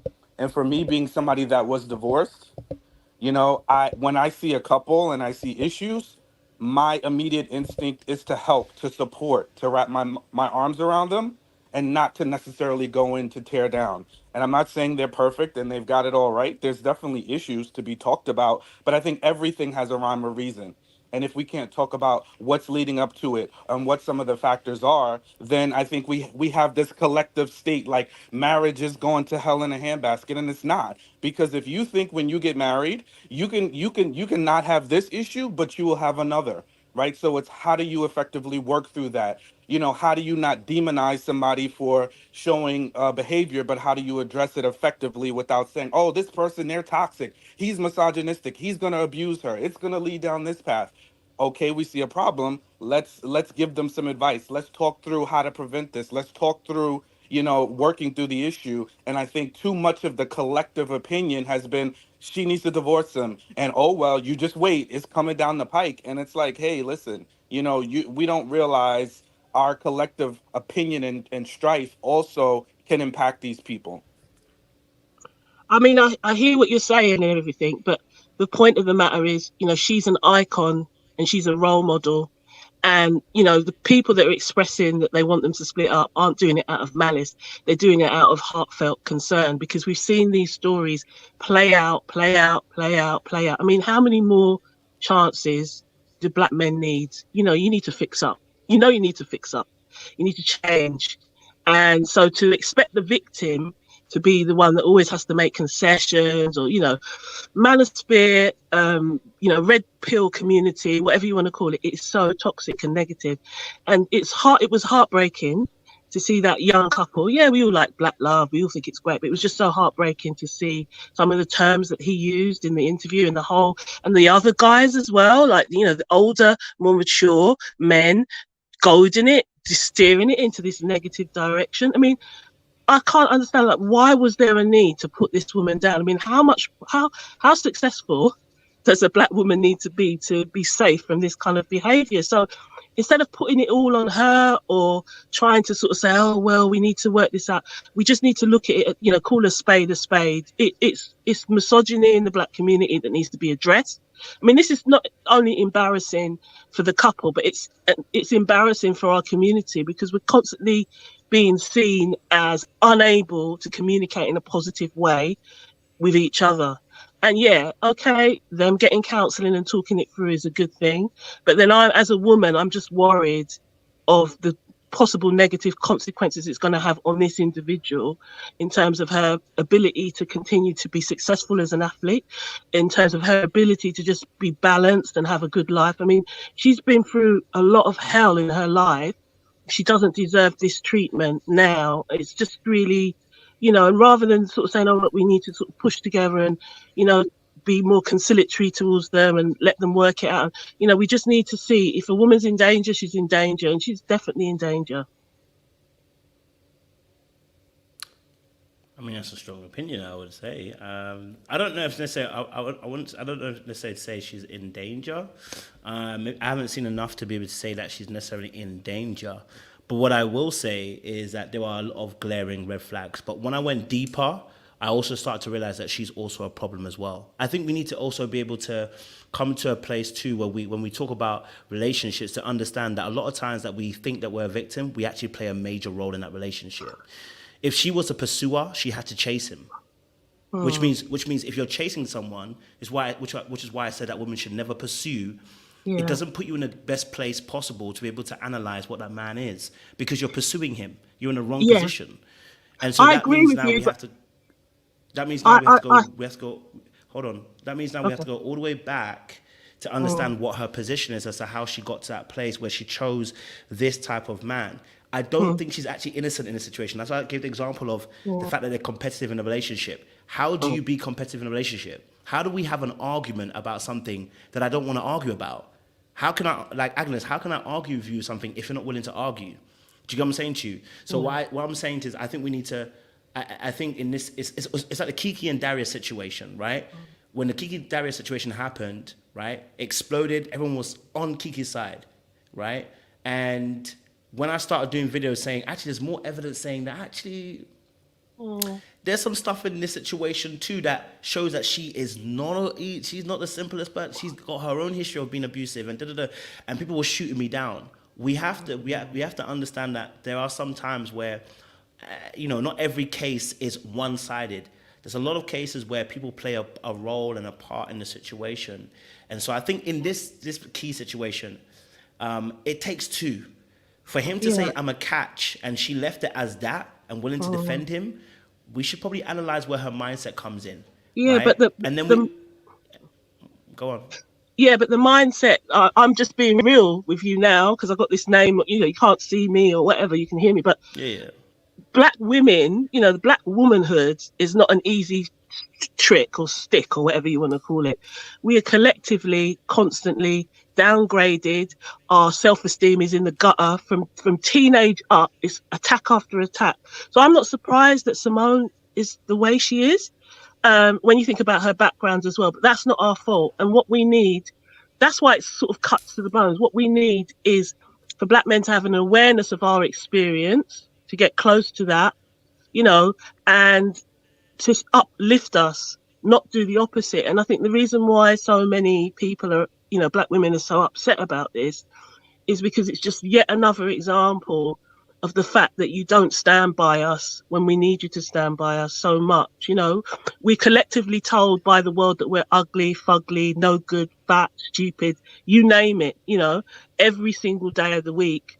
And she's obviously incredibly insecure because she has phenotypically African features. That's a whole nother conversation about the fact that you're made to feel ashamed of your hair, your nose, and sometimes it's your own black people, your own black males that are doing that, So if you're a dark-skinned woman, you go through a lot of challenges before you reach womanhood. And then when you reach womanhood, there's this sense that you are made to feel less than, by white society and also black society. So to pack that up and say, well, look, it's her fault and there's two sides of this. I mean, the dynamics of men and women is that we are supposed to be ultimately partners that uphold and support one another. And we know our collective history. We know about us, the slavery. We know about racism. Why are we still having this conversation in 2023? Why are that young couple, struggling? They're successful, wealthy.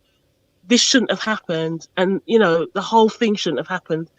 But it did happen now, and we just need to be honest about it and not fragment it and say, oh, well, there's two. Let's just be real. Let's be real in 2023, coming into 2024 and say, look, there is a problem in our community and we need to change it. Okay, I do understand what you're saying. I think where we may struggle to get that certain point is that right now, to take it to that father's hill. You again, listen, I'm not going to deny that you may see things and take it to that hill, but I think there's enough information from seeing both sides where there is issues on both sides. So I think when I'm looking at Simone Biles and Jonathan Owens in their situation, right? We've done videos the last few days. I've spoken about what behaviors that we've highlighted, and we've highlighted things that he has done incorrectly and what he needs to necessarily work on. The last, I think, 2 videos I've done as well, I've kind of spoken on. I think she'll be back in a second. I've spoken on is speaking about also what is her contribution to the situation, and so I think that's also an important part to play, because we want, on this channel specifically, we want to be able to bring highlights of understanding how relationships form, why they are the way they are. It's a why question, rather than just nail it on the head, which is why I think over the last few conversations, as me and Sean were talking, we're saying that, okay, we're starting to meet more in the middle now, right? We were starting on polar opposites, and now we're kind of meeting more in the middle. Because that's what happens when you have conversation. You start to you start to consider different perspectives. And I think on this occasion, so far, I haven't seen enough information to say that he's completely dangerous. That's why I said I didn't necessarily agree with all the way Tony was saying, but I was like, I can understand where he's coming from, but for me personally, I think this is issues of the relationship in terms of there's some insecurity here, there's some issues that we need to work on. I think they need to get some individual counseling because I think that's how they're going to actually get past the situation. I don't think there's enough here to say divorce. Yeah, but I definitely think it's a red flag that we should be like, yo, we need to nail this quick and get started and start working on this as well. So I think that's also a consideration as well. I don't know if Sean or Jeff want to add something to that conversation. Yeah, well, I'll say, listen, what I've come to understand is it becomes very difficult when someone is very fixed in feeling a particular way about something. To make headway. And I think, just like with anything, we have to want to find a path to solutions, right? Like when we have these, men's panels, it has to be some type of conclusion. But if we stay in the state of, women are not accountable, right, and they don't know how to be accountable to anything, and we just sit there, it's going to become a fight. So I think it's the same thing here, is we can't make this about black men not protecting black women, and when you make it a global men's issue, or you segment it and say, oh, it's only happening to black people, you kind of polarize people, and then you move us away from the point. I think it's better to what you're doing, what we're trying to do is, let's get under the hood of it and figure out what's the true issue. Let's talk about what some of the solutions are, what some of the root causes of what's driving this behavior, because that stuff we can fix. We can't boil the ocean and say all black men don't protect black women. Now we're boiling the ocean, and you're just going to make people upset on the male side of the fence, right? So that's my thing, where I've tried to approach it is, let's come with a level of compassion and some understanding. Number one, Simone ain't saying she needs help just yet. She hasn't filed a police report, or she hasn't said, hey, listen, or showed us that she's dissatisfied with the behavior. So let's enter into this with good faith that we can see some things that maybe she can't, and then give advice from there before we say somebody's dangerous or he's going to do X. And because that kind of, you start to close off the conversation at those points. Go for it, Jeff, and I'll get you in. Go for it, Jeff. You're right. Yo, Coach, we can't hear you, man. Oh. No, I was just gonna say, Sean, I do agree with what you said. I think in regards to both Jonathan Owens and Simone Biles, you said about, giving them grace, and I do believe we have to give people grace. I think with their response, obviously, with their response to the backlash that they received, it tells me that this isn't the first time they probably had similar conversations like this. And I do not know if they are in a place to listen or want to take accountability for the red flags that are within their relationship. Yes, there are people that do go to counseling and therapy, but how many people actually take on the advice that's given them? So when it came to the whole, people should stay out of our business, cool. People should, not get so deeply involved into our marriage, all right, cool. And there have been many YouTubers and Instagrammers that have been saying the same rhetoric. But funny enough, though, the issue I have with it is that they're the same people that put out their social life on internet. They put it out there and it's going to be dissected. They can't have it both ways. And I think we are coming from a place of just reaching out in terms of community, because we're seeing little things that, if left unchecked, could potentially lead to their marriage disintegrating. It's always little things that start off small that end up becoming big in the long run. If competition, that could be something. If you're not able to be aligned with each other, this could lead to irreconcilable differences within the couple. So this is where I find it difficult giving them that leeway out if they are aware of what is going to happen. If they are aware that, people are going to have their takes. And the Pivot podcast, they also got to take accountability too, because they're the ones that edited it the way they edited it. So they knew that the way that they manipulated different segments of the clips, so that way but Jonathan Owens, he said what he said though. He said what he said, telling his truth about him being the prize and Simone backing it up. Already we see an unhealthy dynamic where one person it's already been placed on the pedestal, the other person co-signing it, and now we're trying to call them out on it, and they're saying, oh, it's our marriage though. So if they're already bucking against the critiques that are given out of love, I don't know if they are willing to actually do that self-work to make the relationship better. Maybe I'm being too pessimistic. That could something I have to work on. But from what I'm seeing, I don't know if they are willing to do that. Because if they are highly competitive people at their level, how much more is it going to bleed its way into the relationship?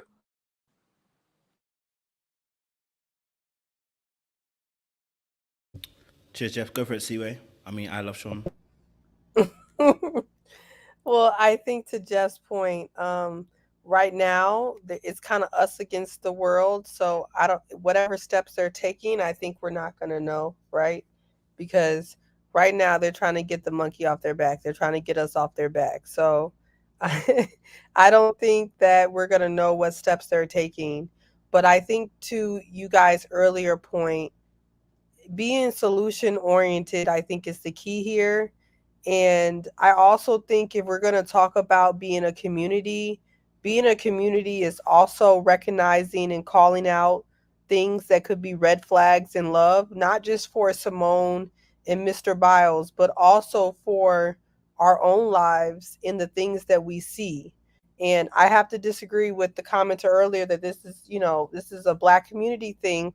I think women all over have been kind of outraged by this kind of blatant red flag, because we want to make sure that we're not tolerating it in our lives or in the lives of the people that we love. And that's very important in the community of social media that we're all living in. If somebody brings something to social media or an interview to social media, they're putting themselves up for comments and question and dissertation and all of the things, right? So that's what's going to happen. What I will say for Simone and Mr. Biles is that I don't know what is the root behind some of the red flags that we saw in that interview. We won't know that. And so for the people hollering in the back, we don't know these people, right? Okay, that's true. We don't. So we don't know exactly what is the root cause of what he's saying, right? But what we do know, and what most people with common sense knows, is that interview and what he said was kind of not the best. Even if you take it from the stance where, at the end of the day, you're supposed to uplift and support and always talk positively about your wife. And that's not really what we saw there. And another take that I saw, and I don't want to take credit for this, but I really do agree with this, is that it was also on the community, i.e. his elders and the people there, I think, to do a little bit more of redirecting, some of the energy during that interview, because it could have turned into a more positive thing. And instead, this young couple that's 26 and whatever had their whole relationship, they haven't even been married a year, up for kind of critique. And I think that's a lot on a young couple. And I just feel like maybe, just maybe, the interviewers could have redirected it, or maybe not even posted that clip as a highlight. I'm not sure, because I think this whole debate and debacle also is not good for a very, very, for a very young relationship. But overall, Simone and Jonathan, or Mr. Biles, since y'all think y'all can correct what I'm saying, they both have issues, right?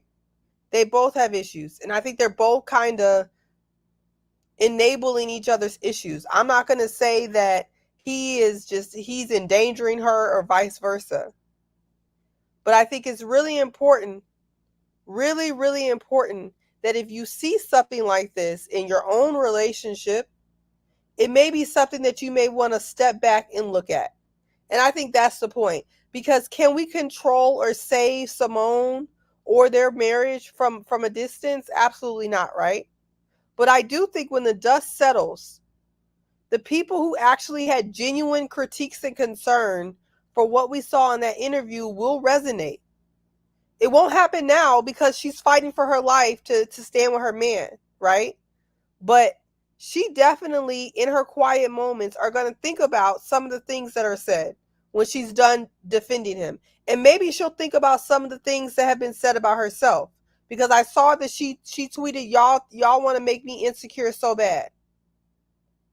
She tweeted that because now she's thinking about it. Am I insecure? What about me is smiling and grinning in this man's face while he said he's surprised? And by basic English language, like Kojo told y'all earlier, that means I'm not, right? Or I'm not as much of a prize as he is. I think she's going to think about in her quiet moments about this. And, you know, for people like Danny in the comments, who I think is a troll at this point, there are people who are genuinely concerned. And there's people who speak up about the concern before it turns into domestic violence like it came with Kiki. Because if Kiki would have actually listened to the people who said that man getting on the internet trying to blast and slut shame her about her attire was really bad and left him, then maybe she wouldn't be in the predicament that she's in right now. You don't sit around and be in that situation. There's a lot of people who actually voice concern before it turns into serious DV situations. So I know for me, what I saw in the interview was a bit concerning. Do I feel like I could go save that girl? No. Do I think I could save their marriage? No. What I would recommend is that they don't look at everybody who's concerned as the enemy and really chew the meat and spit out the bones. That's what everybody should do. You may not agree with everything that's being said on the internet to you, from your mama, for your friends, but some of it has truth to it. So you chew the meat and you spit out the bones. And I will say lastly, because Kojo's already made this announcement, I'm going to say it again, because I'm going to echo what Kojo said.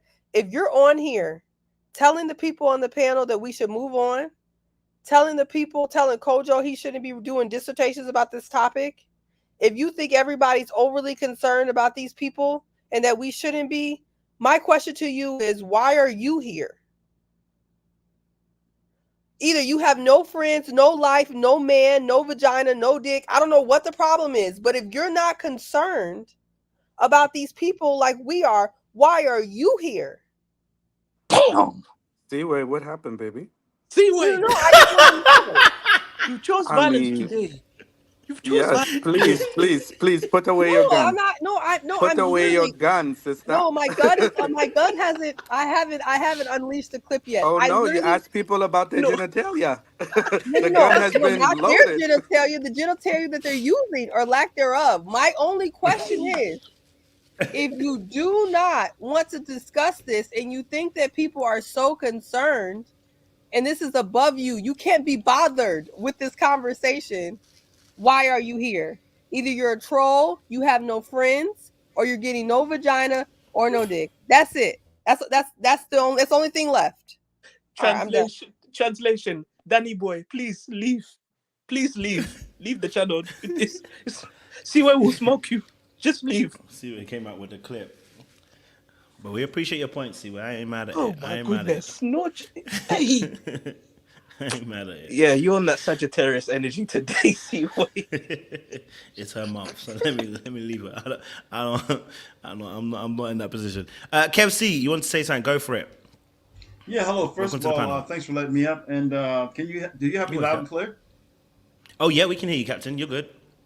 Okay, all right, yeah. So I'm looking at this from a different angle.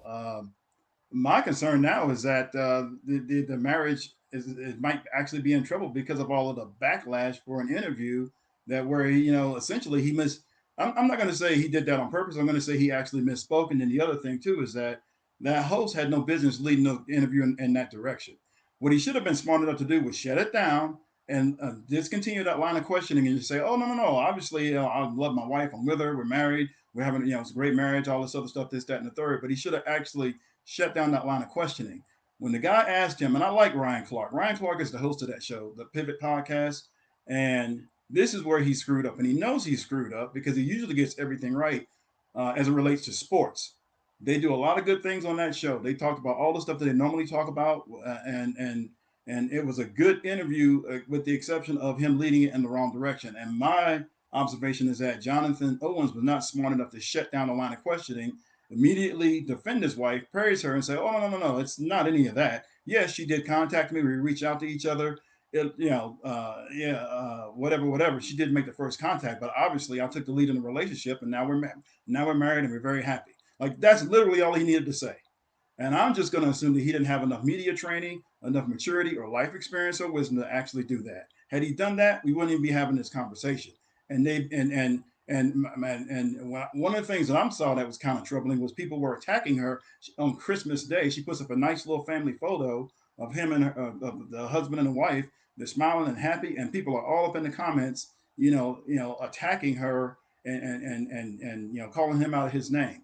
That was his mistake, and that's where he should have actually, made the correction. I just look at it as he just didn't have the life wisdom, the experience, and the media savvy in order to realize where that line of questioning was going. But Ryan Clark, as the host, should have known better not to even pose that question. So you're trying to say to me that you didn't even really want Simone Biles? Who does not want Simone Biles? Why would you even ask that question? That's not even a legitimate question to ask. I would never ask some man in front of his wife, "Oh, so are you telling me you didn't even want your wife?" Would you do that? It's not a legit question. And he actually should have corrected himself and he issued a statement. It wasn't a good enough statement. He didn't take accountability or responsibility, and he didn't do anything much more to clear it up. So now you have people all up in their relationship, and it's very interesting because men are looking at this. Well, I'll say most men are looking at this differently, and other women are looking at it like he's somehow trying to downplay her accomplishments before he even really had a chance to answer and talk about what it was he liked about her, or clear that statement up where he talked about, "Oh, well, she chased me," or something like that. I think he meant it in the sense of, yeah, she made initial contact, but obviously at some point he had to lead the relationship and get her to serious commitment and then marriage. He didn't have to. He shouldn't have explained, "Oh, well, I was afraid to commit." What he was explaining was he was afraid to commit because he was early in his NFL career, and he knew it might distract him from what it was he was trying to do as far as making a team. People are trying to downplay his accomplishments. Look, this guy's in the top 1% of men. He's got a net worth of $7 million. He's young, he's fit.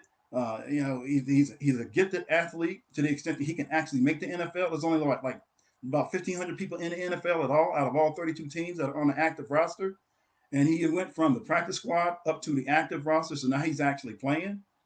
He plays for a few more years. And then, he has, other things that he can do outside of that once he actually finishes. Men look at the long term versus this short term. Who has more money right now? Who has more value right now? Who has more notoriety and fame right now? He obviously could have said something as it relates to that. Oh yeah. Obviously, we know she's very famous, Olympic athlete, all this other stuff. And I'm definitely not trying to downplay her accomplishments. He should have corrected it right there in the interview. And I want to ask you, Mr. Black Book, did you listen to the entire interview? Okay, so then you saw where at some point he actually praised his wife. He talked about how she supports and reinforces him and what it is he's doing, and they actually, support each other, and how she's advised him and helped him along the way, right? And that sounds like praise to me. Now, it seems like maybe women didn't want to hear it that way, or they kind of read stuff into it. But I took a lot more different. I had a lot more different takeaways than what everybody else is looking at, and I missed some of your commentary, and I listened to the first part of it, and I had to leave and come back and try to. And then I finally got on. But at the end of the day, you literally have women in the comments talking about divorce. So let's talk about this for a second. We know this guy's not cheating on her. He's not physically abusing her. He's not financially irresponsible. He seems to be a pretty decent gentleman. So basically, now we're going to go straight to the nuclear option, which is divorce. There are women in the comments, and now this woman is at the point where, well, y'all are trying to make me so insecure. Yeah, I would be at some point. Just because this guy said he's a catch, and because he referenced the fact that men are the catch. So the problem again, not being media savvy, not having enough life wisdom to explain what he meant. Look, one of the reasons that men are the catch is that we have to do so much once we marry you. We have to protect for you. We have to provide. We have to be productive. We have to problem solve. We have to be leaders in the family. We have to make real life hardcore decisions as it relates to the direction of the family and what we're going to do in order to benefit that family. We got to put you on our life insurance. We got to put you on our last will and testament. We got to take a bullet for you if you're in danger. This is the stuff that men have to do. So yeah, I say that men are the catch, and I'd say that with my whole chest. All right, because women are not volunteering to do that. You find me a woman that's volunteering to do all of that for a man for decades up until she dies, then you know what? Maybe women can be the catch. But up until then, up until women en masse start doing that, then no, you guys are not the catch. Men are the catch. That's how that goes. I'll go ahead and stop right there because I know somebody wants to respond. I don't want to respond to that. All I'm going to say, I was going to respond until I realized that arguing with you or debating with you would go nowhere as soon as you said that men are the catch. So you got it. You got it. No. If you disagree, then tell me why. Oh no. You sound like a man of a particular age. So if you believe that men are the catch at this point in your life, that's what you believe with your whole chest, and I am not here to change that. Okay, if that's how you believe, then that's fine. I respect it. Okay, so are women volunteering to take care of men for decades up until their death? I mean, there's a lot of women to do that in mass. I mean, I believe that women take care of men to the end of their days. Of course, there's plenty of women wiping butts as we speak. That's the reason why men want to get married, and they're sad when they look up at 50 when they have no hair and they're looking for their hospice wives. There's a whole video of men looking for their hospice wives because they have found out that they need women towards their later end in life to be there for them. Okay, so I'm not talking about those guys. I'm not talking about those guys. Those guys are crap. I'm not talking about those guys. I'm talking about men who decide to get married and take care of a family for decades on end up until they die. Those are the men I'm talking about. I'm not talking about some dude who's looking for a caretaker, when he's 65 years old. Those are amazing men. Those are amazing men. And I think usually those amazing men view the wife that they choose as the catch because they're blessed to have that wife. Now, to me, when you choose a really good man, the man that you're talking about, the type of man that you're referring to, I believe that those type of men are also a catch to me. And I feel blessed to have that type of man in my life, right? So I'm not going to sit here and say that a man isn't a catch, because to find that type of good man, the man that you're referring to, that's a catch and that's a blessing. Especially so you just agreed with me. So there you go. I'm right. You just agreed with me. I'm right. No, I'm not disagreeing. There's no reason to disagree. No, because you're speaking as if men are the catch and not women, and that's not what I'm saying. No. I wouldn't say that. When women decide to en masse do everything that a man is doing when he marries and takes care of a woman, a wife, a family, and he does that for decades until death, to include taking a bullet for that man if that's what she needs to do, and give her life, because that's what men are expected to do when we marry you, right? We're expected to do all of that. We're not asking women to do those things for us. The only thing we're asking you to do is actually help us, produce children for us, which extends our legacy, and help us raise those kids to adulthood. We're not asking you to fight and provide and do a whole bunch of other stuff that men are expected to do. We don't ask you to fill the men. We don't ask you to fill the masculine roles. We don't ask you to do that. Right. We just need you to do your role in the relationship. No big deal. That's no big deal. I love how you glossed over literally risking your life to have a child to extend your legacy. That gloss over that is wild. It's wild. I really wish that God would allow men to have kids to see if they would speak so lightly on the situation. Protecting and providing is a very important role, but the role that women have is also very, very important. And most men of value that you're speaking of view women as the prize because they recognize what it means to have a good woman in their life.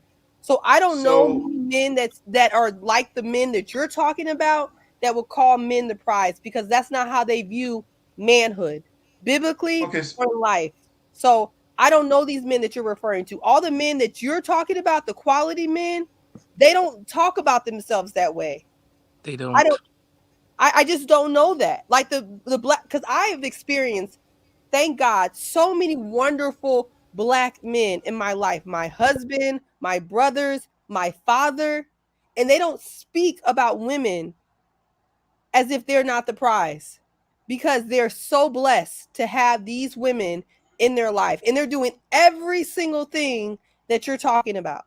So I just can't So relate. what did I say that indicated that women are not, a prize in the marriage, or not worthy in the marriage, or not important in the marriage? You said until women take a bullet, take care of X, Y, and Z, go to war, then they're not the prize. That's what you said. I'm only going off of Well, what you said. there's a difference between being a prize and a catch. Maybe I'm confusing the two. Yeah, you are. You're That's what I would confusing me say. There's a now. difference between being a prize and a catch. I would look at women probably as the prize if you actually are in fact getting a prize when you actually marry that woman, and you relate her to being, such as such. But men have a lot to do, and there's a lot of responsibility that comes with being a husband and a father. That in Yeah, and of itself has to that in and of itself has to mean something.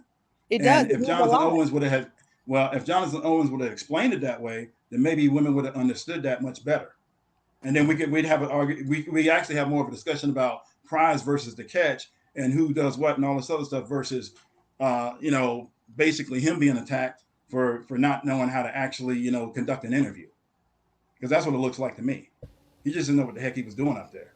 And then the host, who should have known better, who, by the way, knows sports very well, got out of their comfort zone and started talking about relationships. They had no business. This is why people who do sports and have a specific area of expertise have no business talking about relationships, and actually, unless they're actually qualified to do so, because of this kind of nonsense right here.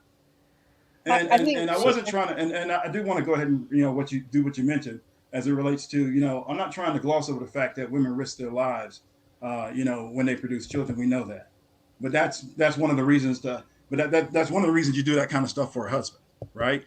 Is that if something does happen, at least women are risking their lives, because that a matter of fact, I want to say a pregnancy is actually considered a disability, and there's a whole lot going into it. But part of that is making sure that your wife is healthy, you're taking care of her, she's not stressed out, and you're doing everything you can to mitigate that risk while she's pregnant and carrying your child to term. So that way, because she's the one that has to push out your big-headed children, right? So yes, I'm not trying to downplay that. That is an important thing. So just to kind of give us a perspective, okay, if we have a conversation, just to get a grounding here. So do you believe that both men and women are the catch? I see men as more. I see men as more of a catch and women as more of a prize, if she actually qualifies as such. Okay, so personally, I think catch, prize. I think it gets lumped in the same basket. If I'm honest with you, right? Like, I think if he says he's a catch, it's just another word for saying prize. If I'm honest with you, right? I personally I didn't see much of a difference normally in that terminology. So we don't have to argue semantics. Okay, that's fine. That's fine. So if we agree on that, that, okay, let's say like the two are very, very similar. These, maybe the men might use catch, women use prize. Would you agree that both a man and a woman in a relationship, for instance, Jonathan Owens and Simone Biles, are both catches in this relationship, or both prizes, or catch and a prize in a relationship? Absolutely, they're in the top. They're like in the top 1% of everybody in the United States. Yeah, they both are. Absolutely. Okay. In general, let's take a general concept, right? A man and a woman. A man chooses a woman, whatever, chooses a man, what you want to call it. Would you believe that, regardless of their financial income, that person's a catch, this person's a prize? Man and woman. To both people who agree to be in that relationship, they're going to see qualities in each other that they admire, to the extent that they're going to get to serious commitment and eventually the marriage. Yes, both of them are going to see each other as either a catch or a prize. Both of them are getting something out of it. It's supposed to be a mutually beneficial and reciprocal relationship. Yes? Yeah, beautiful. Okay. So I think what's just happened there, right, is that very similar to what happened to Jonathan Owens, right? You started off really well. I can't lie to you. I was like, this guy is killing the game. He's bringing the points. He's letting us know that, you know what, this could have been done better. And I loved it. And then it took a left. And the left came when you didn't fully dissect your actual point. When you started, that's why I wanted to ask you first to get an understanding of where you're coming from, because I think we're acting on the same page, right? When you said that men are a catch, I believe that men are the catch. You did the same thing that Jonathan Owens did, which I said to the audience was the biggest problem, which is if I say, and I think that's what C was trying to highlight to you, that it's if that's why I asked you, are both of them a catch and a prize? And you agree they are, but when you actually started speaking, you spoke as men are the catch and did not give the other side, which leaves it open for interpretation when people are listening to you, that you're saying that actually men are the prize and women aren't, because people often deduce by what's not being said. Had you said, I believe that men and women are prizes and catches or whatever, in a relationship, you know, we understand where you're coming from. Where you went left is when you just said that men are catches. And then you went on a tangent about how women aren't, you almost devalued the woman in the role of in a relationship in that aspect by quoting what men do in that relationship. But then you've come back to also say that, you know, you're not devaluing the price put on a woman obviously putting herself through pregnancies, etc. Right? So I think this is where our community has an issue, right? And I say our community, it's general, it's everybody as human beings. But let's talk specifically about the black people, because I don't know about white folk. I know they have the same issues, but I'm talking about black folk. This is where we're having our issue right at the moment, right? Where things are not explained to its fullest, and then they go down certain corridors of concepts. And then when it goes down that corridor, it actually starts eliciting other conversations that don't need to be had, right? So my thing is this, and let's see if we can agree, is that regardless of income, men and women are both valuable in that relationship. Regardless of whether my role is different to hers, we are both valuable in that relationship, right? I cannot put a price, and you know, during COVID, Clubhouse was a beautiful place to be. I was on Clubhouse and I went into a room called Women Get Pregnant, okay?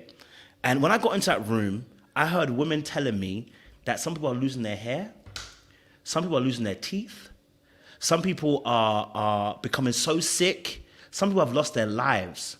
At that point, I started reassessing what the frick that we both do in this relationship and how important it is. I cannot put a price on your life.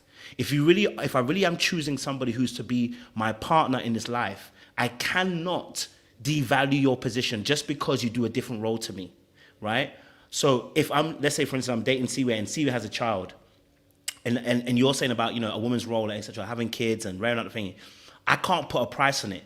And I don't also compare myself to her because we have two different roles. And I also, like you said it perfectly in the beginning. You said he didn't he didn't praise her particularly at the beginning. Like he didn't do that very well. He didn't cover her very well. You actually understood that. You actually said it.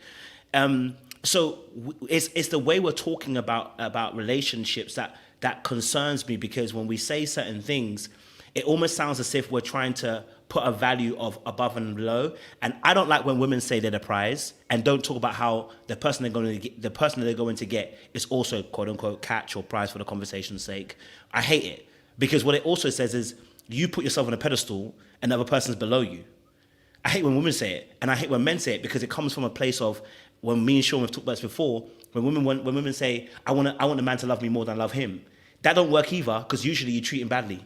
Right? So we don't agree that prospect either. We believe in reciprocity. And this is what should be happening. And reciprocity is coming through what we are talking about and how we discuss a certain topic. This is why Seaway can say whatever she wants on this platform. I'm not about to mute her. You can say whatever you want to say, Kev. I'm not about to mute you, because none of you are being disrespectful to each other. So in that instance, we have that reciprocity between men and women, whether it's friendship, whether it's a love affair, whatever. But it's the way we talk about it that's going to get people on side. The audience were with you, and as soon as you went down that, and I knew it was going there, because I was like, damn, I said, this brother was going so good. And then he mentioned the men are the catch and did not apply what we just spoke about, which is the reciprocity, which you mentioned as a word, right? So maybe you didn't mean that, right? Maybe you didn't mean that, but... Okay, so you see what you did though? You see what you did? You asked some clarifying questions, and We got to a point of agreement, right? I'm not even arguing with you because you know, I can see how what it is I said can be misinterpreted or misunderstood. And I'm here to say, well, that's not, you know, I'm here to clarify. I can, you know, well, obviously that's not what I meant, and I should have actually done that and further clarified. And my assumption is that if a man has decided to marry you, because you know, men are the ones that generally do the asking. I know there's some women who ask men to marry them, and I'm not really into that. But because of that, that man he sees you in a way that you're valuable to him. He's literally getting a prize or a catch. He's getting something that's worthy of, to the point where he's actually, you got him the marriage, like you qualified yourself in such a way that you're that valuable. Because when a man is marrying you, then that means something. So you know, as far as I'm concerned, they're specified and implied, right? And the fact that he's marrying you, that's the specified task. The implied task is that you're good. You're such a worthy enough woman that he sees such value in you that he's willing to commit to you and only you, to the exclusion of all other women, and then focus on you and any family and children that you produce, and then do everything he can to make your life comfortable. Again, do those things that men are supposed to do: provide, protect, problem solve, be very productive, lead the family, and do all the things that a husband and father is supposed to do, up to include literally, like I said, possibly if need be, give his life, in your protection, if that's what's necessary. I would say the difference is that men generally are not asking women to do that. We're not asking women generally to do that. I would want, you know, my wife and children to run into in the other direction towards safety versus risking their life for me. I see that as something that I'm supposed to be doing as a man, right? And maybe people disagree. Maybe people disagree with that, but I wouldn't ask a woman to do that or my children to do that or anybody that I care about to do that. I figured that's just something that men are expected to do. I agree. And you would want to do that for, people you truly care about. You don't do that for just anybody. So that's, and that's the reason I would say, we're not really asking women to do that. So maybe that's one or two more requirements that women, like when we talk about it, nobody's asking, women to really do that. They're just not. And nobody's asking women to take care of a husband and children. Well, take care of a husband specifically for decades on end. Say you get married in your 30s and you live for another, 50, 60 years, that man is expected to take care of you and provide a comfortable life for you and the children that you produce from the day he marries you all the way up until he dies. And even post-death, he's supposed to have a situation set up to make sure that you're taken care of even after he's gone. Yes? Mm-hmm. So we're not really asking that from women, or are we? Are we? No, we're not asking the same things. But we're not asking the same things. But the same thing is that we don't apply. You don't want the same things from her that she wants from you. That's because you're a man.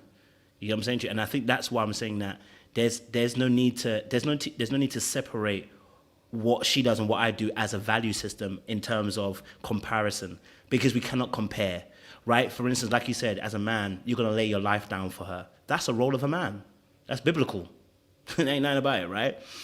And at the same time, I'm saying to you that you and I cannot place a value, because oftentimes we don't. That's why I use the birth situation as an issue, right? As a something to talk about, because oftentimes as men, all the time, none of us have gone through childbearing pains. None of us have carried a child to term. None of us have to go through those situations when it comes to that aspect, right? But we can't put a value on it. When I say value in terms of, we can't put a comparative value to say I'm the catch because I do this and this. No, but you chose her because she does a completely different role. If you wanted to say I'm the catch, go and find another man. Then he does exactly the same thing you do. Then you can compare the two. But we don't go to find another man. We go to find another woman because she has a different set of skills and a different set of expectations for the role that we want her to be. Hence why I'm saying the language has to be very careful, because when we make our language slightly as if you're lucky to be with me, almost in a sense of, because I do X, Y, and Z, but you don't do everything. You know what I mean? Like you don't do everything. I like how you're helping to clear it up, and you're asking clarifying questions, and then you're allowing me to kind of give maybe some statements to kind of add to what it is I was saying, and possibly offer some correction. But at the end of the day, I'm just you know, men and women aren't doing the same things. I agree. But so let me ask you this though. Since we're talking about it, yeah, and I would say, and obviously, and I think the nice lady Sean, she did bring that up because one of the reasons that childbirth isn't talked about as much is that even though we do know it could be a life-ending event for women, and it is. Just sometimes we know that does happen. Is that as a man, you're supposed to do everything you can to mitigate, that outcome. Making sure your wife's not stressed out, making sure you provide everything that she needs as far as being healthy throughout the entire pregnancy. She has a chance not to be stressed. If she just wants to stop working, then you can do that. Like there's just so many things that you're supposed to do as a man that again, specified tasks and implied tasks, right? I just get a specified task. Make her life as comfortable as possible so that way she can actually bear your children and then be there to help you raise those kids. Implied task is a bunch of other stuff that I shouldn't have to list in order to get her to that point. So, I don't want to downplay that. I'm glad she brought that up, but it's just that, with modern medicine, much of that risk has been reduced. And then I would say as a husband, you're supposed to do everything you can to facilitate that process.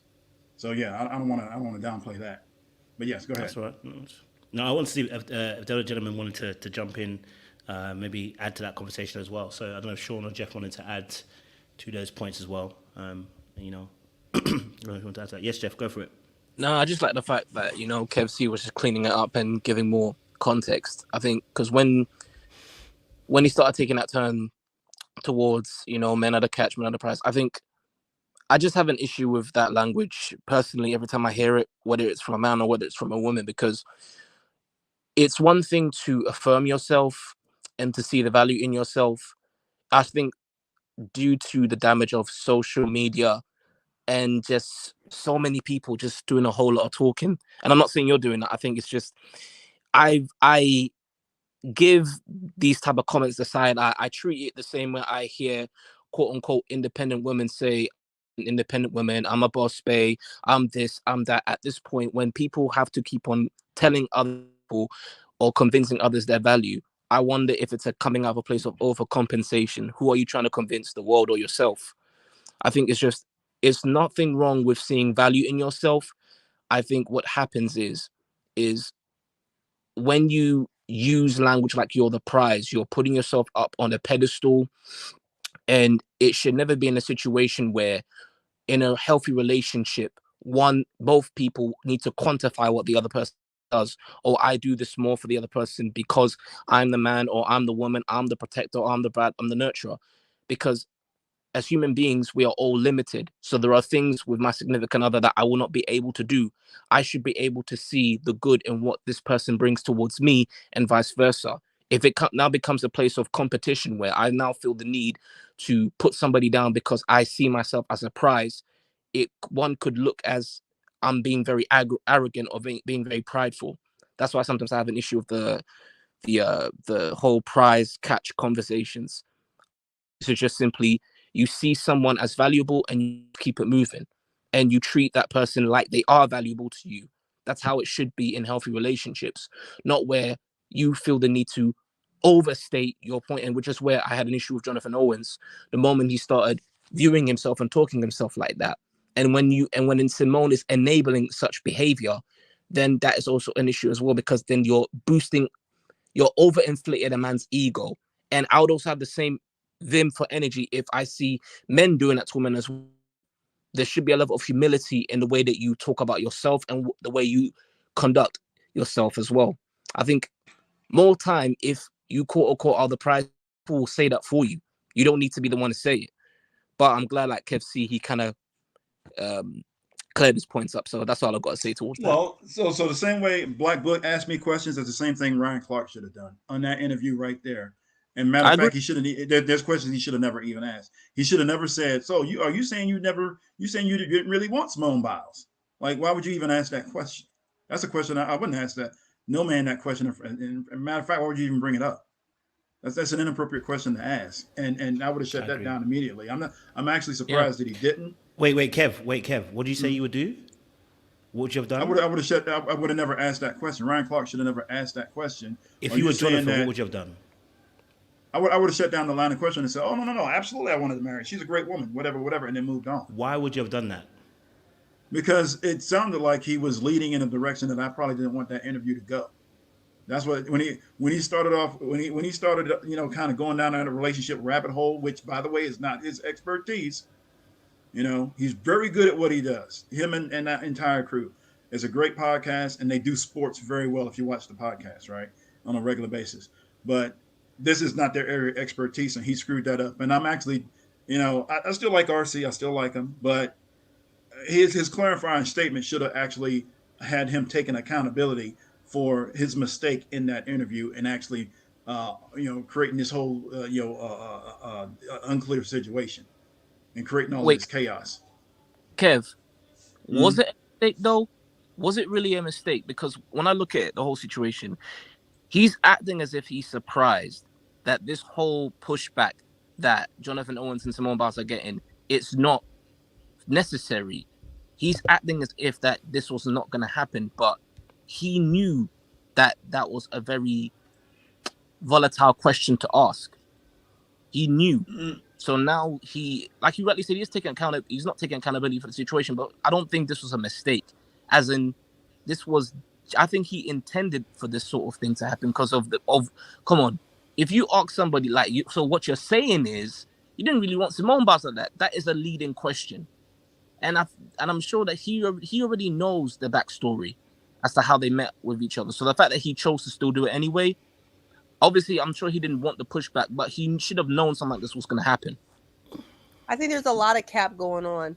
The first cap is that the interviewer didn't know how this was going to be received, because not only did he ask that clarifying question, he clipped it. And when you clip it as the star part of your interview, you already know what you're doing. But it's not just on the interviewer. I believe when the interviewer originally asked that question, like Kev and y'all have said, he was actually trying to give Jonathan a way out. He was trying to highlight the route in the path that he was going down. I don't believe anybody in that room thought that man was going to be like, and not even answer the fact that he wanted her and then go on a whole different conversation about the fact that he just wasn't ready at the time, which is fine not to be ready and completely understandable. But that's still not an answer to the question. So you're telling me that you didn't want her. If somebody asked you that direct question about your significant other, I don't even care if you're lying. You better come up with a lie or say something. The way that he answered that question, he doubled and tripled down on the bad path that he was already going down.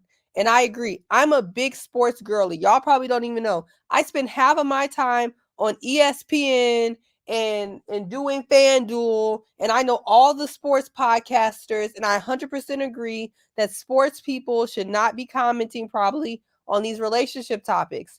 But when he asked him how he feels about Simone, there was no reason for Jonathan to take the path that he took. I wanted to say something. I'm sorry. Go ahead. I just want to clarify. Thank you, and I'll be done. I don't want to go back and forth about who's the prize. If somebody asks Jay-Z, is Beyonce the prize? I expect him to say yes, she's the prize. I'm lucky to have her. If somebody asks Beyonce, is Jay-Z the prize? I expect Beyonce to be like, yeah, call me Miss Carter. I'm a lucky. He's a prize. Lucky to have them. Lucky to have him. Right? That's what I expect from both parties. So the fact that Jonathan is getting smoke is because not just because he's a male, it's because that's not the way you answer a question about a spouse in a person that you care about. And I don't really feel like there's nothing to debate there.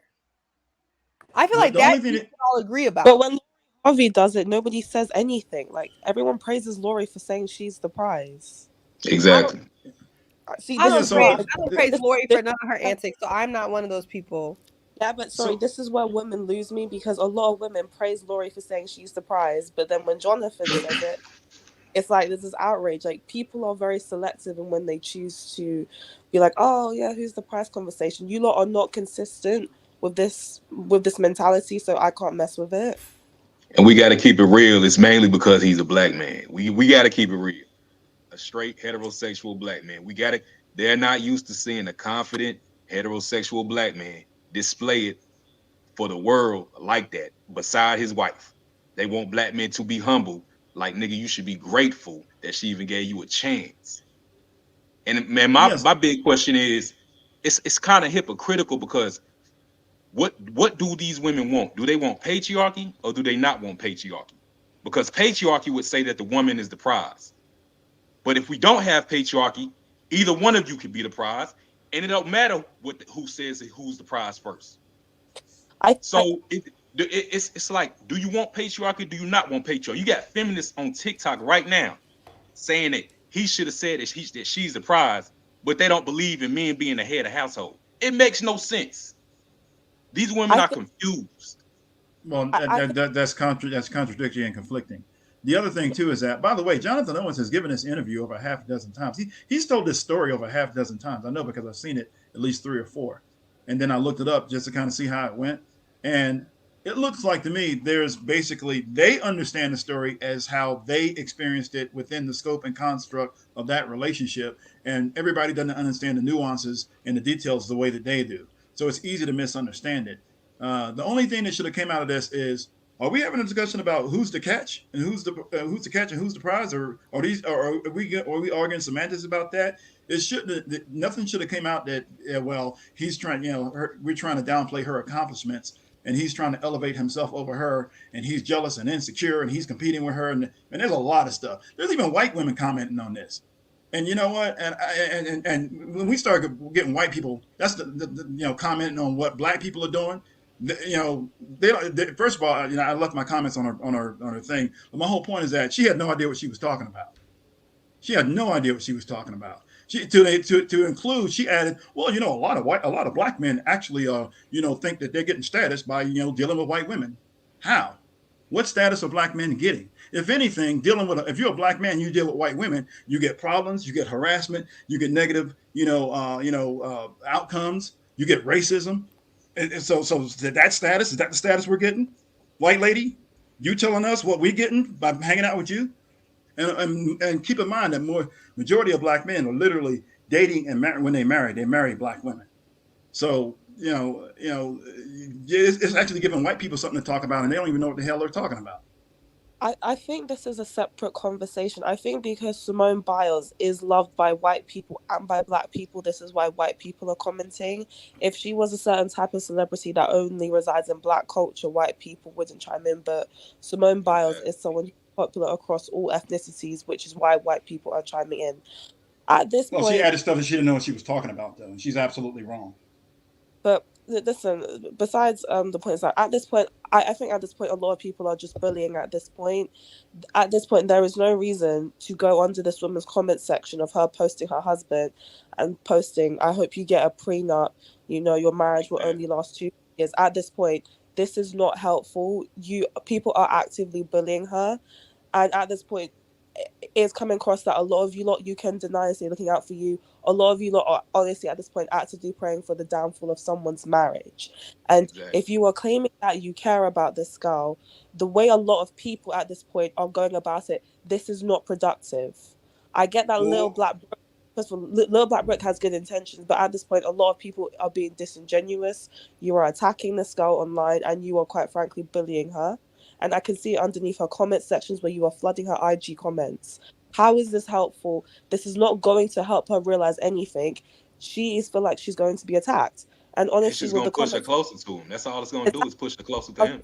I was about to say, listen, if you want to help this girl, there are certain ways to have this conversation if you're really concerned, but you lot aren't doing that.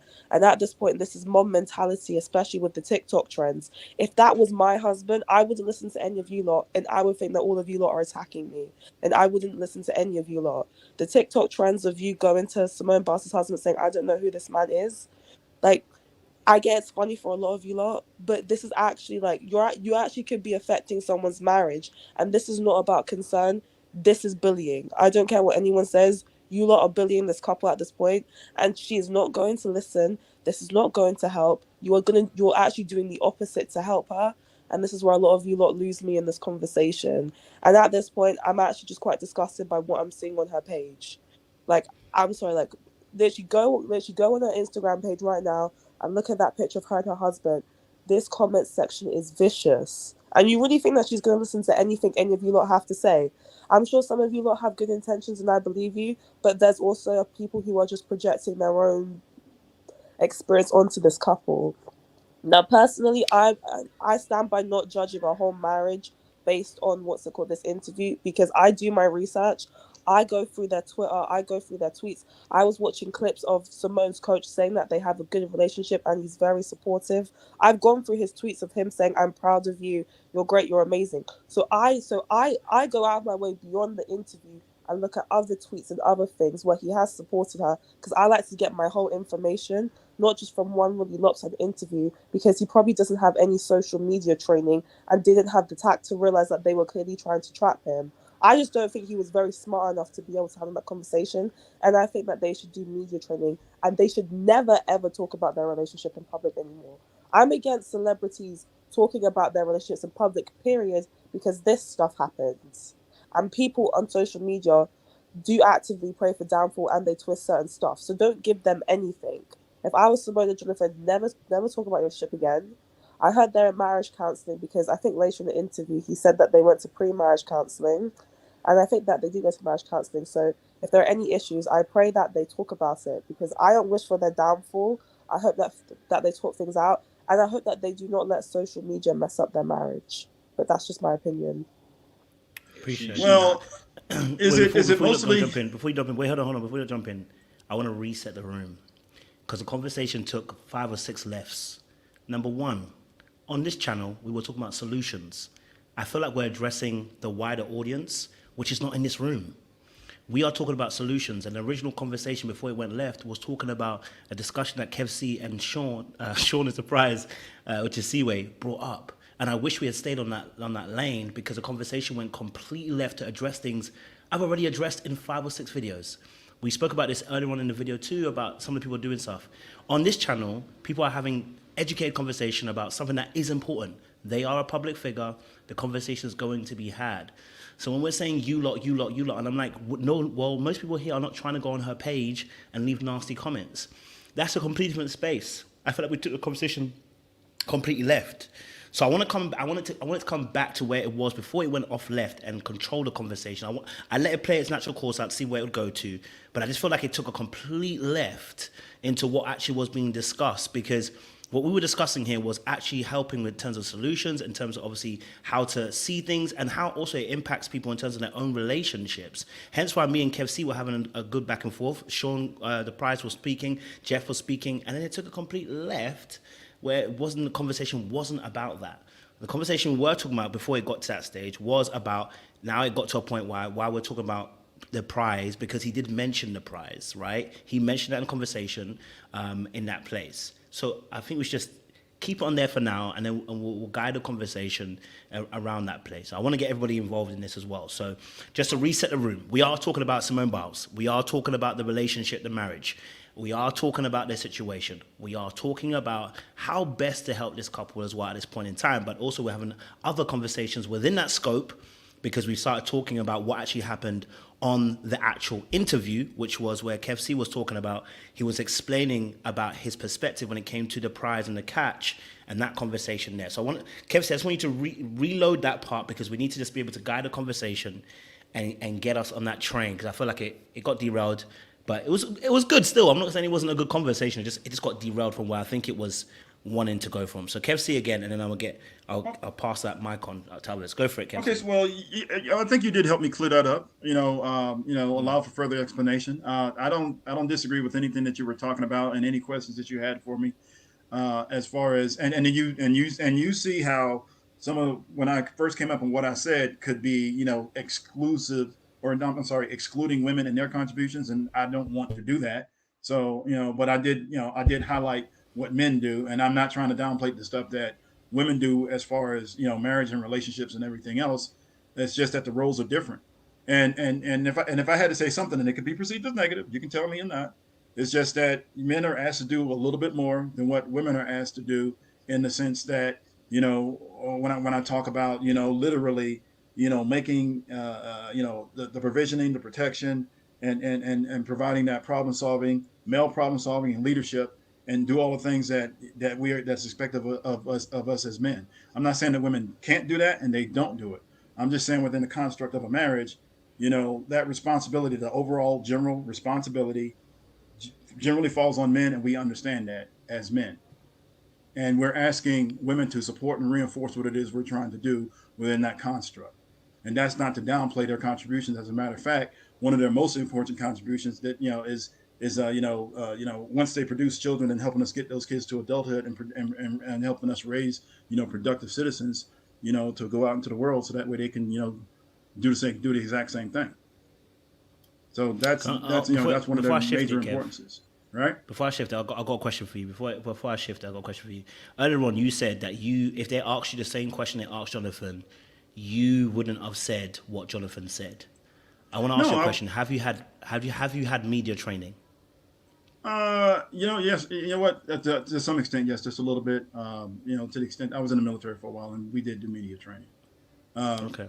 But you know, I would have the question that he asked, especially the very loaded one. Are you saying that you didn't want Simone Biles? I'd have cleared that one up right away. Absolutely, I wanted her. She's right here, and I'm married to her. That's an absolute indication that I want her. I'm in love with her, and obviously she's a great woman, great wife, amazing athlete, all this other stuff, compliments, this, that, and the third. But I would have cleared that up like right away. That would have left no doubt. Would you have given that same answer before media training? Before you got in the army, would you have because I would have, you know, obviously I love my wife, so I would have that would have been instinctive to me. I actually agree with Miss Sean. Kev, you see that? See that? That's what I was looking for, right? You just said something so powerful. You just said, I don't know if you heard you say it. You just said, hold on a minute. I didn't before media training. I would have still gave the same answer. Number one. Number two, you said I would say that because I actually. Did you notice that you actually kind of shaded him without shading him? You actually said because I actually love my wife. So inadvertently, what you end up saying, is that you are deducing. This is how Ryan got to where he got to. Because inadvertently, when you say because I love my wife, I would have given that answer. Inadvertently, what you're actually saying is, you know that he don't love his wife. I'm not saying that's actually true, but you're saying that inadvertently that he don't love his wife. That's why he didn't give a good answer. Because before the media training, you would have given a good answer. So that's why Ryan got to where he got to. He got to that place because the brother is saying some stuff that, Kev, I've heard you speak for a few minutes. Okay, right? And now if I conclude and say to you, Kev, do you love your wife? Because I think you're married, right, Kev? Yeah, you're married, absolutely. Right? Yeah. Thank you. How long have you been married for, by the way? Congratulations, by the way. Yeah, about 15 years. Beautiful. I love that. So 15 years. If I go, Kev, but do you even want your wife though? Man, I get mad at you for asking that question, honestly. You would get mad at me, right? I would probably check you right there. No cap. Exactly, right? But you wouldn't expose your wife. You don't need media training to do that. And the reason why is because you just told us in your answer, because I love my wife. So when I'm deducing, I'm saying to people that this is why women are sometimes getting frustrated when they're looking at what he's doing. It's because they're deducing. Right? Which is, they are filling in the blanks, which is what you just did by inadvertently saying, because I love my wife, you filled in a blank. It may not have been what you were necessarily trying to show out to other people, but that is inadvertently filling in the blank by saying, it couldn't have been me, because I would have told my wife that, you know what, I'd have told them that I love my wife, or I would have said, you know what, this conversation doesn't need to be had. That tells me, brother, that you have a protective spirit. Why? Because you understand the role that you're called to. And because of that, your family won't be exposed. Because of that, your wife won't be exposed. Because of that, this is why they call you the leader of your family, fam. So when we're looking at him and then the ladies are getting angry at him, they're not being buck wild about the situation. They're not losing the plot because you are giving us the answer what we needed to hear. He exposed her. Yeah, detrimentally. And I see where where you can interpret that. The thing is that we don't really know. I mean, we could that could be your takeaway. There were other context clues that when people tell their origin story, right? Marvel origin story, right? How they met, it hits differently when somebody else hears it versus how you two interact. I know when my wife and I tell the origin story, it's we understand the nuances and the details and the little jokes that we have as it relates to how we met. right? And it doesn't ring as well when I tell the story to other people because they don't have that experience. But she's sitting right there, kind of going back and forth with the story, similar in the way. As a matter of fact, it was very interesting because I kind of saw that same what you call it, the dynamic between Simone Biles and Jonathan Owens, and he needs to get better at telling the story. He needs to get better at shutting down, questionable lines of interviewing. And I forget what I forget what I was going to say, but I think it was Miss Shawn that said something that I agreed with. I just lost the moment, but I remember she did say something that I knew I was going to say. I was going to agree with something that she said, but I forgot what it was though. But sorry about that. No, We you're haven't good. been You're able to good. talk for the longest time, so I don't even know what I said. I can't even tell you. It was a callback to something you said earlier, which I agreed with, but I can't remember what it was now because I lost it. But I did agree with you on something that you said, so I don't want to discount what she's saying either. That's cool. I appreciate it. Walk, go for me. You want to join in? Talk to me. Yeah, man, right, but I think Jonathan is like 26 years old. Kev, how old are you? Mid-50s, man. Yeah, so that's a completely different mindset. So we can't really, you know what I'm saying, new marriage, old marriage, young dude, old dude. We can't really compare those mindsets. We were thinking completely different when we were 17 compared to when we 35. You know what I'm saying? So those two completely different mindsets. But secondly, I just think that a lot of this stuff has been blown out of proportion. He was clearly joking. They obviously have a joking relationship. An interview just came out with Simone that showed her even taking shots at him. I think the interview was like 4-6 months ago. I think that's just the type of relationship they had. Every relationship is not going to be the same. Some relationships, they pull pranks on each other every day. Some relationships, they joke with each other every day. I know this old married couple that I was not too long ago, I was helping move. Old white couple. I think they was married for like 30 plus years. The man, I just met this man that same day, joking about his wife out the blue, telling me jokes about his wife, saying how, oh, you might want to watch out for her. She ain't too good at doing this. Just the simple stuff like that. But who am I to come up in there and I just met this man and say that he don't love his wife? They've been married 30 plus years. This man, they done had 3 kids together. I got a whole house. I'm just a mover helping to move. But just from that one interaction I had with him joking about his wife with me, saying that he's not good at this and that he's better at it, who am I to say that he don't love his wife because of that? I mean, sometimes we got to put stuff into context and look at the entire picture and not just clips. Clips have caused a lot of stuff to go wrong within the past few years, as we've seen. Clips, people not watching entire episodes or entire interviews. It's like I cannot judge a man based on something I see of him that his wife sees every day. I cannot judge him if I just see 2 minutes of him, but his wife knows him every day.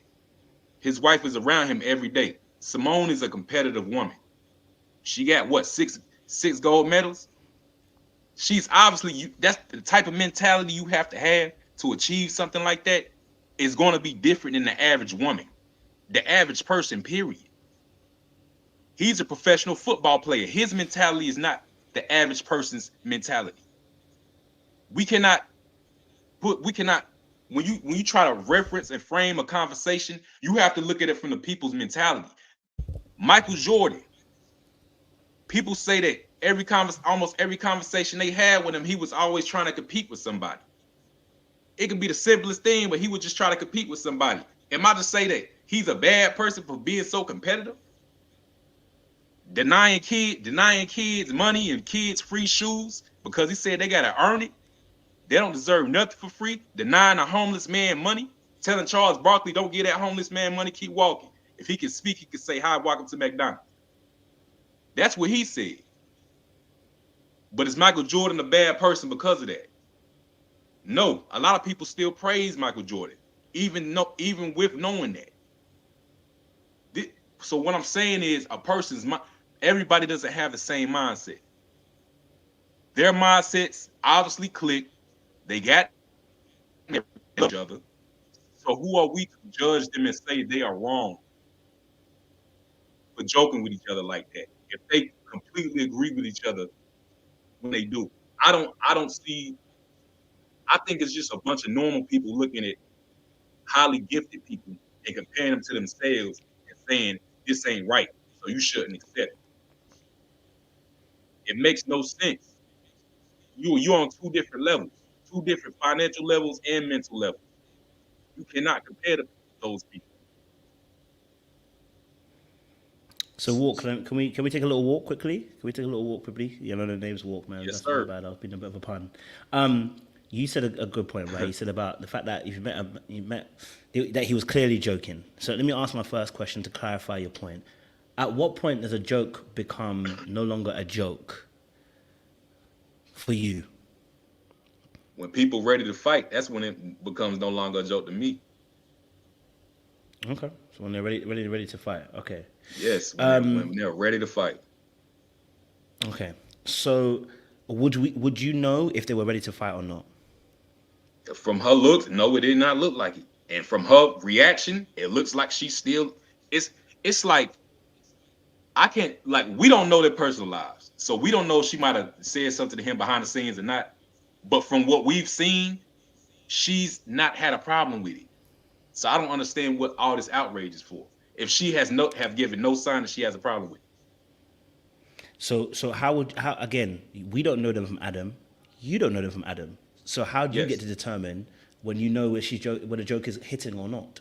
If you're telling us that we can't determine whether the joke is appropriate or whether the joke is not appropriate or whether this is him joking or not joking, because we're looking at how Simone Biles is reacting, how do we know that when she goes home that she doesn't cry in her pillow? How do you know? We don't know. But from what she's told us, I'm not about to sit here and project traumas onto somebody else.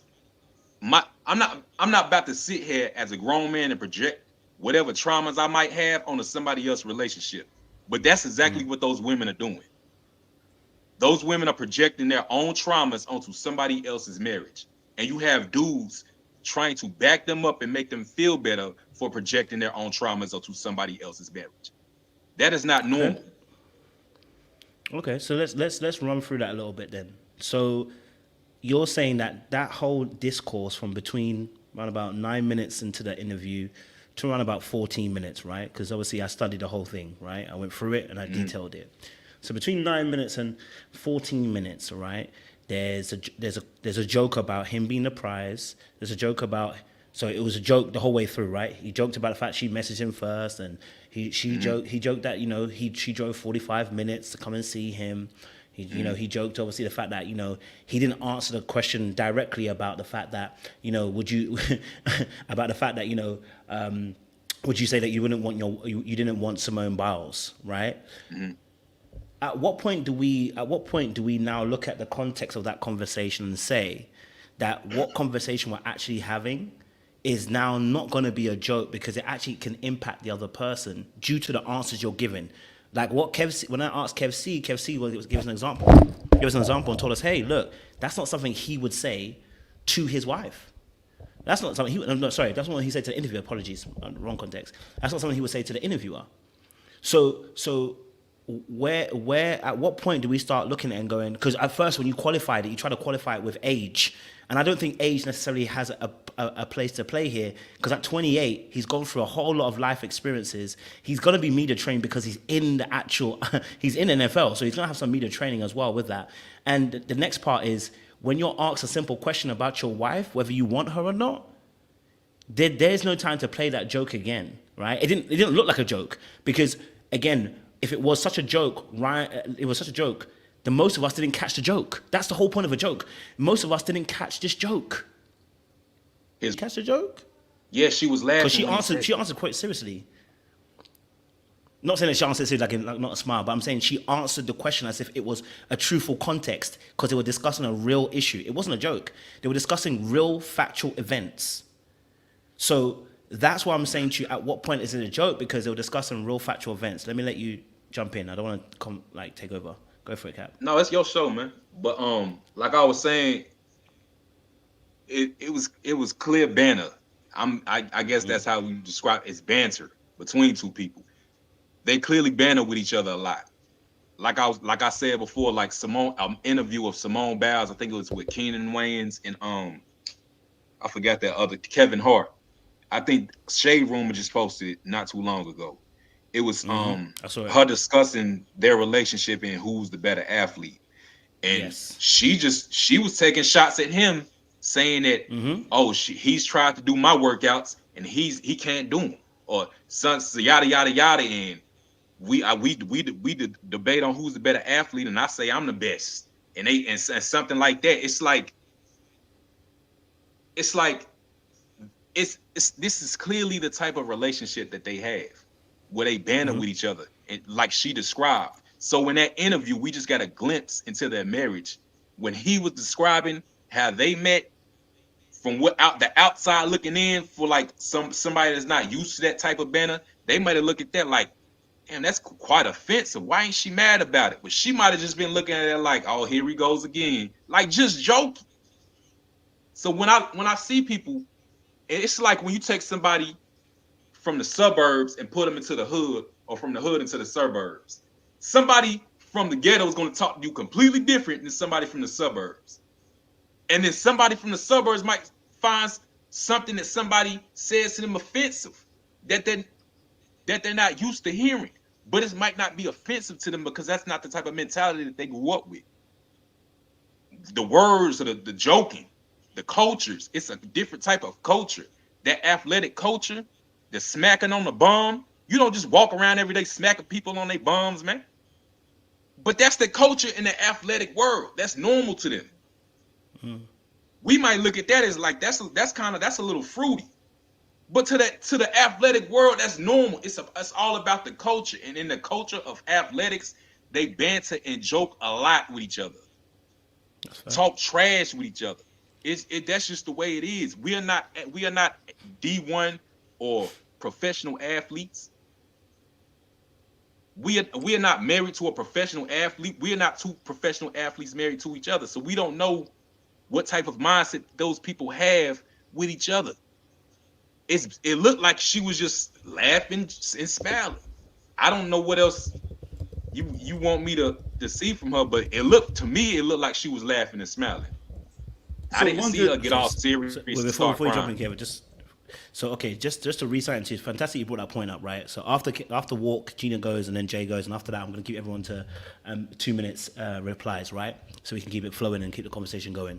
All right, so just as a reply to what you said to me, okay, I read, and it's beautiful that you brought it up because I literally read it earlier on. I literally read it for the audience, and I said, this is what actually was being said. So in that situation, you said a joke, right?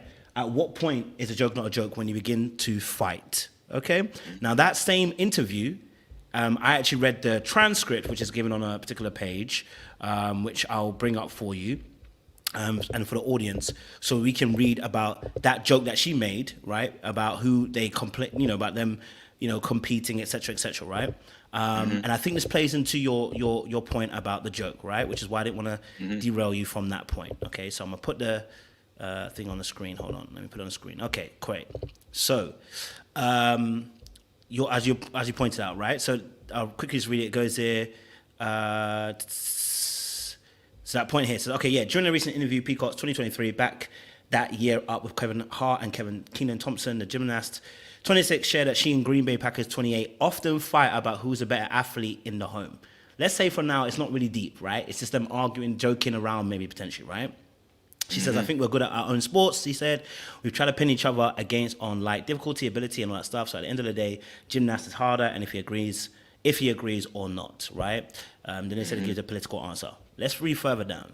Then it gets to a point, it says, we fought over it a couple of times, and then we vowed once we got married, we wouldn't talk about it again.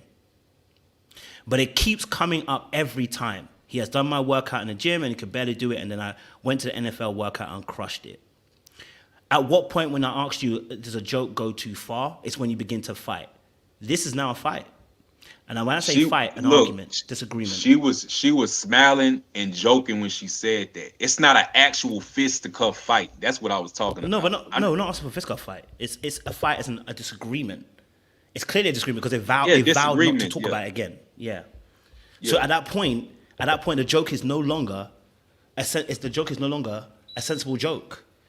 Do you see what I'm saying to you? So these things that come up, reason why people are able to say that sometimes it's not a joke is because when you listen to it, right, if the joke ends up devaluing your partner in the midst of that joke, it's probably not a joke that you want to be making, right? And just because somebody smiles does not mean that they're okay with what you said. Many of us have smiled, and if you work in corporate, you know this. You work in corporate, there are certain things that get said, you smile because you just don't, it's not the time to start wilding out because people are going to look at you as an angry black person. We all know how to, in certain situations, smile and act in a particular way. And our brother Kev said about media training. Well, Simone Biles is probably one of the most media trained people. So her smiling actually can't be trusted if we're saying that. This is why some people are looking at it going again and saying, I hear what you're saying. It could be that they are joking, but it also looks at another way, which is just because she's smiling does not mean she's not going through some stuff. And I said to the audience, we had a lady on a few weeks ago who told us a story about her DV, where she would go into work and she would cover herself with makeup, make sure no one can see her black eyes or whatever she's been hurt by, and she would play as if she's in it, like she's good. So there are people that will feign and pretend and be looking like they're okay, and then they're going through a lot. You get what I'm saying to you? Everybody would have thought. Do y'all think that he's abusing her? Do you think that he's abusing her? No, that's not what I'm saying. No, not at all. Okay. Not at all. We hold them. I'm holding them both accountable on this channel. They're both a problem for me, and I think they need to work on some stuff to make sure this marriage stays intact. He's not the only one that's trouble. This is what I was talking about earlier on. He's not the only one. I'm just saying that there is issues on both sides that we need to work on, which I spoke about in the first hour. So just wanted to just kind of tackle that with yourself as well, Walk. I'm not saying your point is completely wrong. I'm saying we're looking at it from a different perspective slightly. I think there was a joke in there, but I think it can also be devaluing to make such a joke. I understand how people can view that and put their own, from their own perspective, look at it from their own lens, because everybody doesn't have the same lens in this world. So I can understand how somebody can look at it from their own perspective and see that, their own reference points, and see that, oh man, he might have been, they might have been fighting every day and just being abusive to each other. I can see how somebody can see that, but from where I'm from and how I know a lot of athletes talk to each other, yeah, I don't see it like that. But that's fair. I appreciate that, Walk. Appreciate it. Gina, jump in for me. Gina and Jay, and then I'm gonna keep everyone to 2 minutes replies as a freestyle. Go for it, Gina. Hi, can you hear me? We can indeed. Go for it. Well, I was going to say is that I agree with Walk on not everything, but a lot of the things that he said. Again, now I feel like we're getting into the habit of reading social cues. And yeah, I do understand what you're saying, that, yeah, you can smile and a person can smile and then they can be unhappy behind the scenes, or it can just be a joke. Like, I don't want to get into the stage of trying to psychoanalyze clips and trying to deduce things. I get it's a human thing. It's human nature to do. But again, we don't know behind the scenes. And because I watched the full interview, didn't he say that they go to counselling? Marriage counselling? How do we know that? I think so, yeah. Yeah, how do we know that this is something that they don't talk about behind the scenes? Like there's probably other dynamics that we don't even know in itself. We're going off of a very small glimpse of what we see on social media.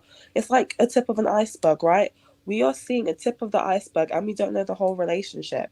I know some people are arguing that maybe it could be abusive, or maybe they could have fights and stuff, or maybe they talk about this stuff in therapy.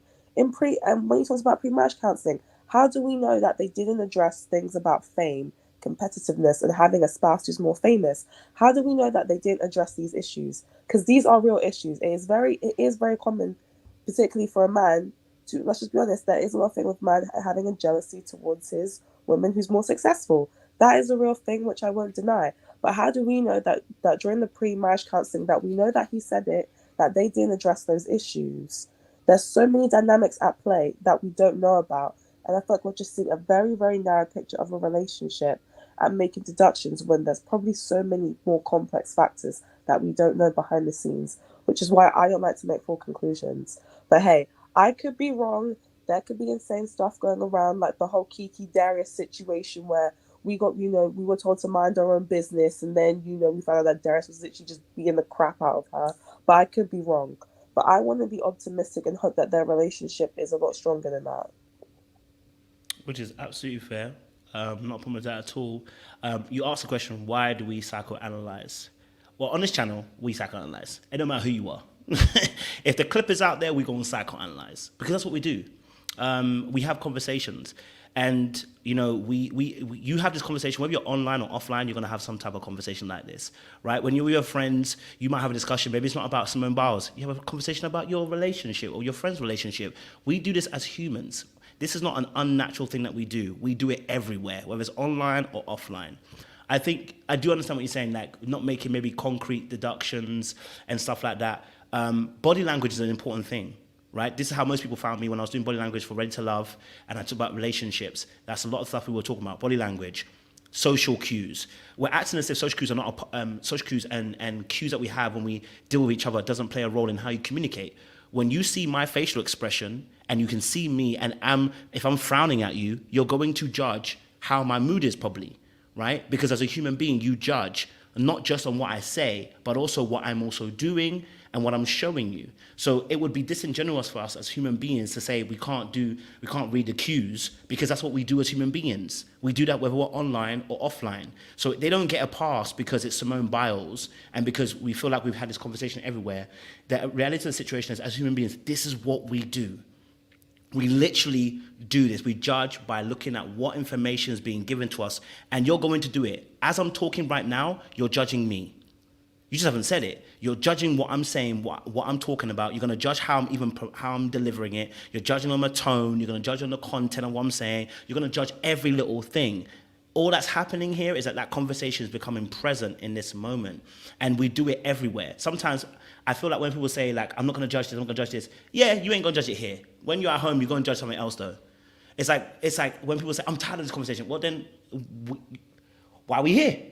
Let's have. If we don't have the conversation, why we? I'm not saying you, by the way. I'm just saying when people say it, why are we here? This is why we do what we do. We like to psychoanalyze because we want to have a conversation about what we're seeing.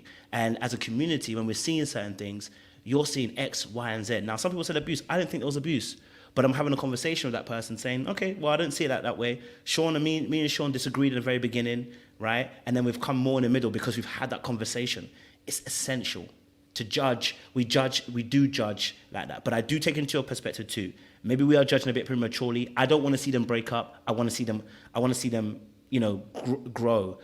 Do I know exactly what they're doing behind the scenes? No. Do you know what Will and Jada are doing behind the scenes? No. But we go and judge it because what you're showing us. But everybody has an opinion on something, even when they don't know the full facts of it. You know what I mean? So just to put that point, I don't know if you want to respond to that, Gina, as well, because I've kind of spoken quite a bit there. Oh yeah, so let me add with two separate points, because you know me, when it comes to these things, I like to go out of my way to do extra research. So after this, I actually started, and when I said this before when I was like rambling like 15 minutes ago, I actually started watching other documentaries. I think there was a documentary that she did on like Facebook with her coach and stuff. So I actually watched that talk about their relationship because I wanted to get a broader picture. His coach said that he was very, very supportive and that he was very, very good for her. I also, this is going to sound a bit psychotic, I also went through their tweets because I'm trying to get a better scope for them what I was given. I go through his tweets, I go through both of their likes about him being very, very, very supportive, congratulating her, saying he was proud of her. I watched him do a previous interview saying how much that he inspires her as an athlete. So what I'm saying is that I feel like most people are going off of a very small clip, but I went out of my way to get extra information because I want to be more informed, to get more information beyond the clip that went viral. And also, so back to what we're saying about we psychoanalyze, which is true, but we as human beings also have biases, right? And so when we look at information, we are informed by our biases and our own experiences in our head. And so, for example, like I've never been in an abusive relationship, right? But for me, if I was in an emotionally abusive relationship, and because of my experiences, I can interpret a clip a certain way based on my experiences and make those kind of conclusions. And we all as human beings have our own biases. So when we look at information, it filters the lens that we look at information in. And so because of that subjective experience, we may look at something and see it in a different way. When I saw that clip, I genuinely saw nothing. Honestly, I looked at that clip and I was like, okay.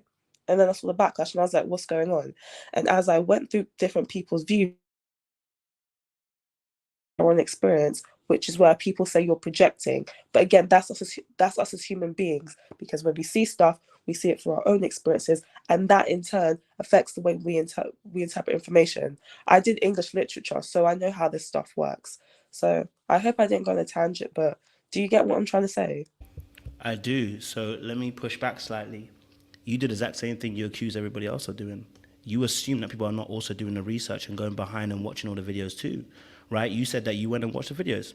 Yeah, I also went to watch the videos. I actually watched the Facebook video and I presented it to the audience. Now, the audience also too may have gone away and researched it. And I actually addressed this earlier on in my first part of the video where I said, why are people telling people that they didn't watch the full interview? Some people did, right? But it's used as an argument. But you prejudge somebody, or better, let me say the wider audience, by saying, I went away and I did all the research, I went and researched. Well, since you did it, do you think that other people didn't go and do it? Maybe they did go and do it. And maybe that's why they came up with the point that they did. So by you stating that, you've almost put yourself on a pedestal, we're not realizing that you've actually done the same thing that you accuse other people of doing. Do you get what I'm saying to you? So that's why I was asking about the point, because I wanted to make sure, because if you say that I've done the research and you didn't see anything from it, you talk about biases. We all got biases. So your bias could be that when you see it, you don't see nothing. And my bias could be when I see it, I see this, and this. I'm not necessarily right. I'm just saying that from our perspective, this is what we see. And the community is saying they're seeing different things. I showed them a video of Tony Gaskin. I said, he went a little bit far for me because he was talking about abuse. And I was like, I don't know if it's going to be all that. But from my perspective, here's what I can see. And here's an issue that I'm also seeing with them. You know what I mean? So I'm saying that I get what you're saying. I'm just saying that hold that space for others too, right? Because I know you might not see it. And the same way, sometimes I don't see certain things. Sean has corrected me before. I put 10 toes down just the other week about Ashley and Kirsten and me not seeing the fact that he was flirting. And the audience was against me the whole entire day, okay? And my whole argument was simply, but I just don't see it, right? The audience were against me. Sean was against me, not because I was a bad person or anything like that, but just because they saw it differently. But I was like, nah, I got 10 toes down, I don't see it. You know what I mean? I just don't see it now. And we have a conversation. So these conversations are needed, because sometimes we don't always see everything. If you've never been in an abusive relationship, certain things won't make sense when someone says, I see the signs. It's the same when women sometimes tell me about narcissism. Sometimes like, yeah, there was, how are we going to talk about? But I got to be open also at the same time, say, okay, look, what are the signs that you're actually seeing? You know what I mean? And that's why this conversation is good, because people are letting you know what the signs are that people are saying that they feel some type of way about. You know what I mean? And that's why I go back again to Kev C's point. Kev C's point was so beautiful, and that's why I had to get him to say it again, because most of us know that we should never talk about our partners in public this particular way. And if we do that, what does it mean? If someone does that to you in public, what does that mean? And that's where people are having the conversation. If someone does this, what does it mean? I don't want to take it to its highest hill. I'd rather say, you know what? We're going to have this conversation. You may have a different point. You may have a different point. You may see it differently, but we're going to have a conversation about how best then can we shift them across them. Because it's not a case of get rid. It's a case of how do we help them then? And I think that's where that conversation should be. So in that case, I'm going to build a bridge with you and say, you know, it's not everything that is negative. There are some things where we just have to have a conversation and go, actually, maybe it isn't that deep, but there are some things that are alarming to us. And I think that's where people are. They're saying there's some things that are alarming to us. It does not mean divorce. I think most people in the chat are saying it's not a divorce, but there are some things that are glaring. Now, the wider audience, I see what you said. There's a lot of conversation out in that chitter chatter. But in here, I think we want to bring the best about of these two, and hopefully, by having a conversation, saying, look, first we've got to highlight there is a problem, right? You know, there is a problem there, and if we can highlight that, then we can start to work on those aspects as well. But I still take your point on board that sometimes we do look too deeply, and sometimes we do overanalyze. I'm one of them, so I do take that on board as well. Yeah. Go for it, Gina. Yeah. Yeah, I'm just gonna say these final 2 points because I want you to get on to other people, but I will push back on you about the wider research thing. Because like at this point I genuinely believe that most people didn't do the wider research, and I feel comfortable saying this because I have sat back and watched this whole thing for days, and I trust me, I've been on this channel before, and I've been on YouTube, everyone's reactions online. Most people from what I've looked online on Twitter, Instagram, TikTok stuff, most people have opened their ear to just watching the clip. So that's why I feel comfortable saying that most people haven't done their research, because I've sat back and watched people's reactions. Most people have just watched the clip and not actually watched the full interview. Some definitely have at this point, but even then, they still haven't even looked at other things that he's said online, and are just looking at certain selective information. And I feel comfortable saying that just because I've literally sat back for days and watched other people's reactions. So that's why I'm gonna push back on that point, because trust me, I've sat back and watched this whole thing happen for days. I read everyone's reactions. I've been seeing stuff online, so that's the only reason why I'll push back on that point. But let's talk about so let's end here. Let's talk about solutions as to what they can do. I think at this point, I know in here is a very intellectual discussion, and yeah, there are solutions we can talk about in here, but I just feel like in general, because this conversation has gotten so out of hand beyond this space that you've created, she's not going to listen to anything that anyone has to say at this point, because the conversation has become honestly bigger than her and just so toxic that she's not going to hear it. So yes, we may have effective solutions for what we think are red flags, but that's not going to translate to her because of how this conversation has devolved and just become, to me, as I said earlier, just a lot of at this point. And I literally said that if I was her and if I was seeing what I was seeing, I wouldn't listen to anything that anyone has to say, because these conversations have to be had in a very tactful way, and most people just are not doing that in that correct way. I think that Jonathan, I don't think he's a bad person. I think that I think that he wasn't thinking very well in how he answers questions. And I've seen him in interviews talking about sports because I wanted to get a better understanding of his personality. I don't think he's that good of a talker in general, you know? Like, has anyone else actually watched him talk about sports in general? I just don't think he's that good of a 54 minutes of it, to be honest. No. No, I was watching other interviews, not this interview, because again, I wanted to get a better understanding of his personality. And so I think that's just how he talks at this point. I just don't think he's that smooth of a talker, or doesn't have the tact to be able to handle this certain types of conversations. So that's just how I interpret it. I was just like, oh, I don't think he's like the best type of talker to be able to have these kind of conversations. I don't think that he had ill intentions. I just think that he was trying to say at that time, oh, I was just trying to be a player, do my thing, you know, I wasn't trying to settle down. But he didn't say it in the correct way, which is what rubbed people the wrong way. And I think that he probably, Exactly. the thing is, I don't think that he doesn't love her. I think he does. I just don't think he phrased it in the particular type of way. And by watching other interviews outside of this, I think that's how he talks. And now that he's in the spotlight, because he is Simone Biles' husband, I think they should have a conversation with him about, when you're in the public eye, there are certain things that have to be framed in a certain type of way, and there are certain things that have to be talked about. Maybe he needs a publicist. I honestly 100% believe that he hasn't had media training. And I don't think he's had media training. I know you said this earlier. I don't think he has that. I think that's what he needs to work on, to be able to be more tactful in how he answers questions. Because Ryan was gaslighting. You 1000% set him up, and Jonathan did not have the tact to be able to realize that they were trying to trap him to get him to say a certain answer. And he took the bait when realistically he should have shut that shit down immediately. Oh, I'm sorry, I swore. That's okay, good. I mean, listen, I definitely hear that. I do think it's, listen, I'm all supporting my guys, the man, them, everything. I feel like we're blowing this whole media training out of proportion. Who has media training when they talk about their girlfriend? Nobody. It's your girlfriend. You know what I mean? Like, if somebody comes to ask you a question and says, hey, do you like your girlfriend? You don't need media training to answer that question very seriously, that I like my girlfriend, and no, I do, and yes, I do want my girlfriend. This is why I asked Kev C. I feel listen, I'm not saying that we have to get rid of him. I'm saying to you that I think we're giving him an excuse here, a really big one. We've used media training. He didn't know what he wanted to say. And I'm like, how difficult is it to answer a question about how much you love your wife? Which is why I go back to Kev C. Kev C said it beautifully. He would have said the same answer with or without media training, because the reality is he loves his wife. And I'm not saying that he doesn't love his wife, but what I'm saying is, who needs media training? Let me tell you something. If my girlfriend said to someone and said, hey, when they ask you, do you even want Kojo? I'm not saying all of that. What? There would be a massive argument, because you don't need media training for that, right? I've not been media trained myself. There is no way I would answer a question that way when it comes to how do I feel about my girlfriend. I don't play that ish. And men who love their wives do not play that ish, which is why Kev C said he would shut it down, because most men honestly would.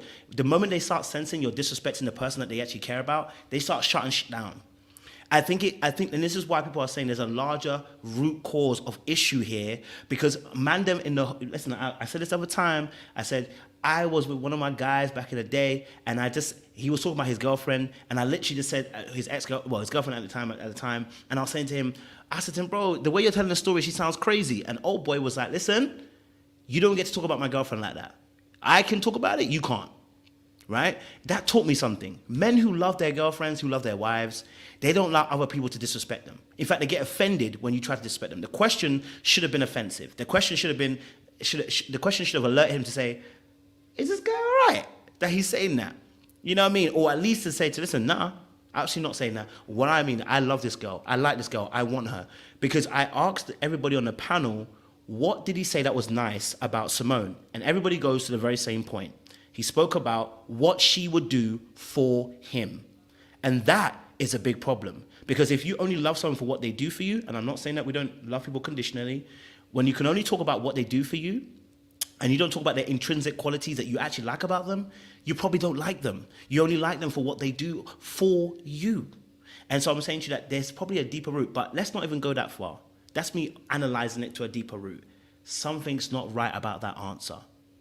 That's why there's a red flag waving. And if anybody doesn't see a red flag waving, I'm concerned, because our brother Kev C, it's not about how old he is, okay? It's not about how that he's 50 and da-da-da. And by the way, 50 is a good age, by the way, Kev.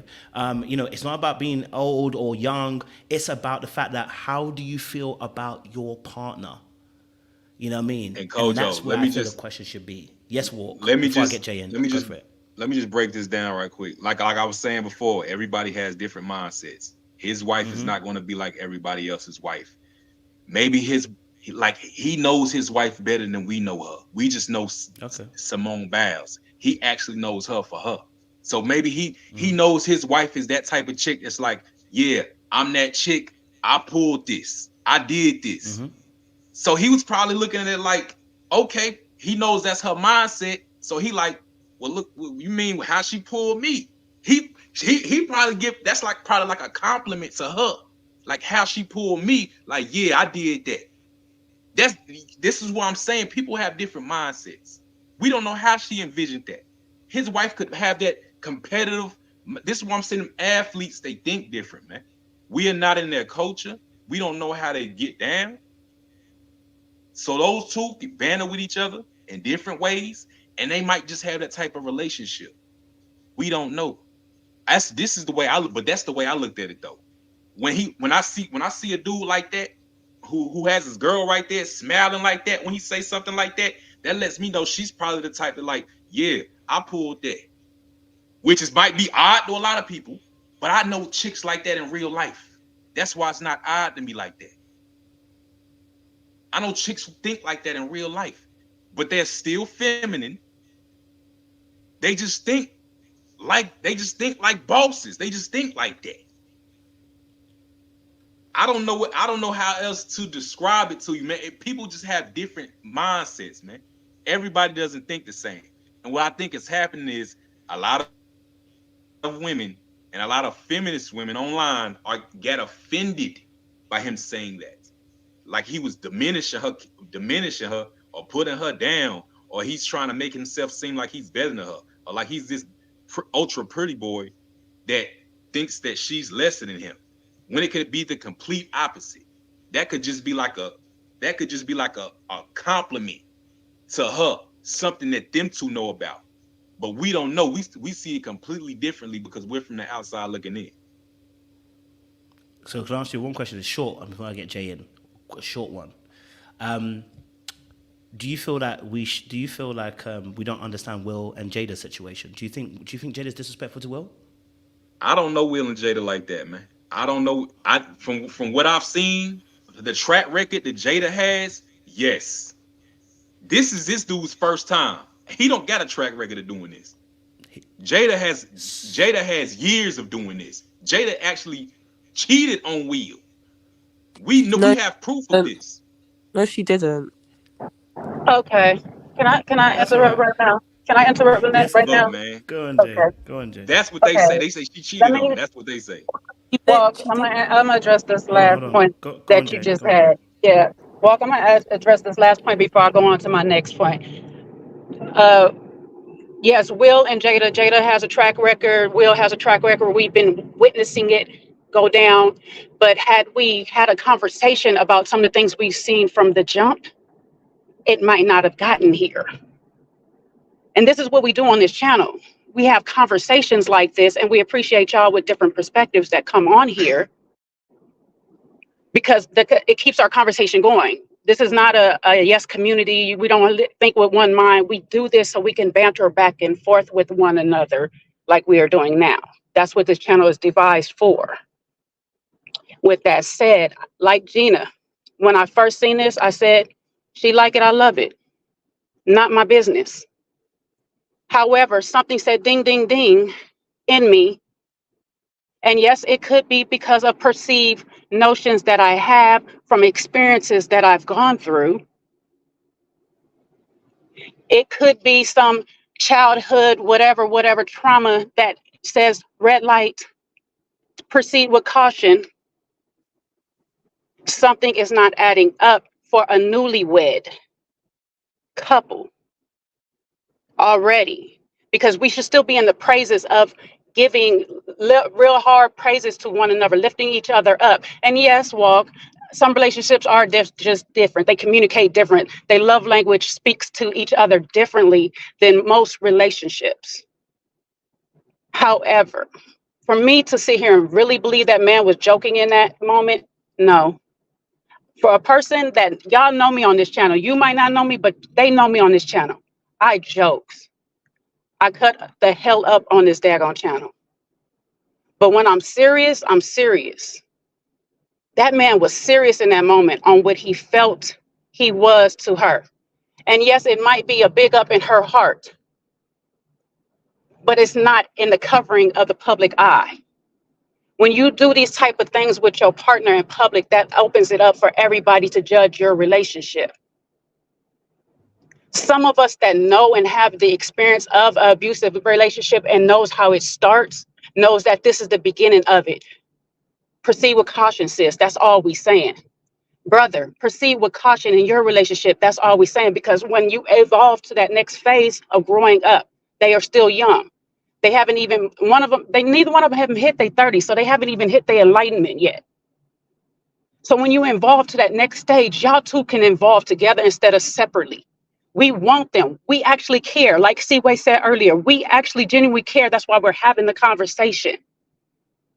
Because we want them to stay together. We want them, like open therapy, counseling you'll go to, make you see where you are going wrong with some things so they can open up the conversation in their house. These little things like this that's happening when he say these little things, they're cute at first. A lot of us women will know this. This is cute at first when we all infatuated with you. We just can't stay looking at you because you just the best thing we ever seen since sliced bread. We be all in love with everything you say. Ha ha ha, he is so cute. But after a while, the jokes get old.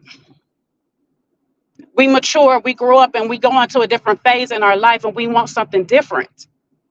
And when you can't give us that, it's going to be a problem, like a Will and Jada.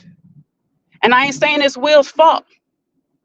Nor am I saying that any of this is his fault, Jonathan's fault either, all alone. But when two people are not right in their aligned balance, their divine balance where they're supposed to be,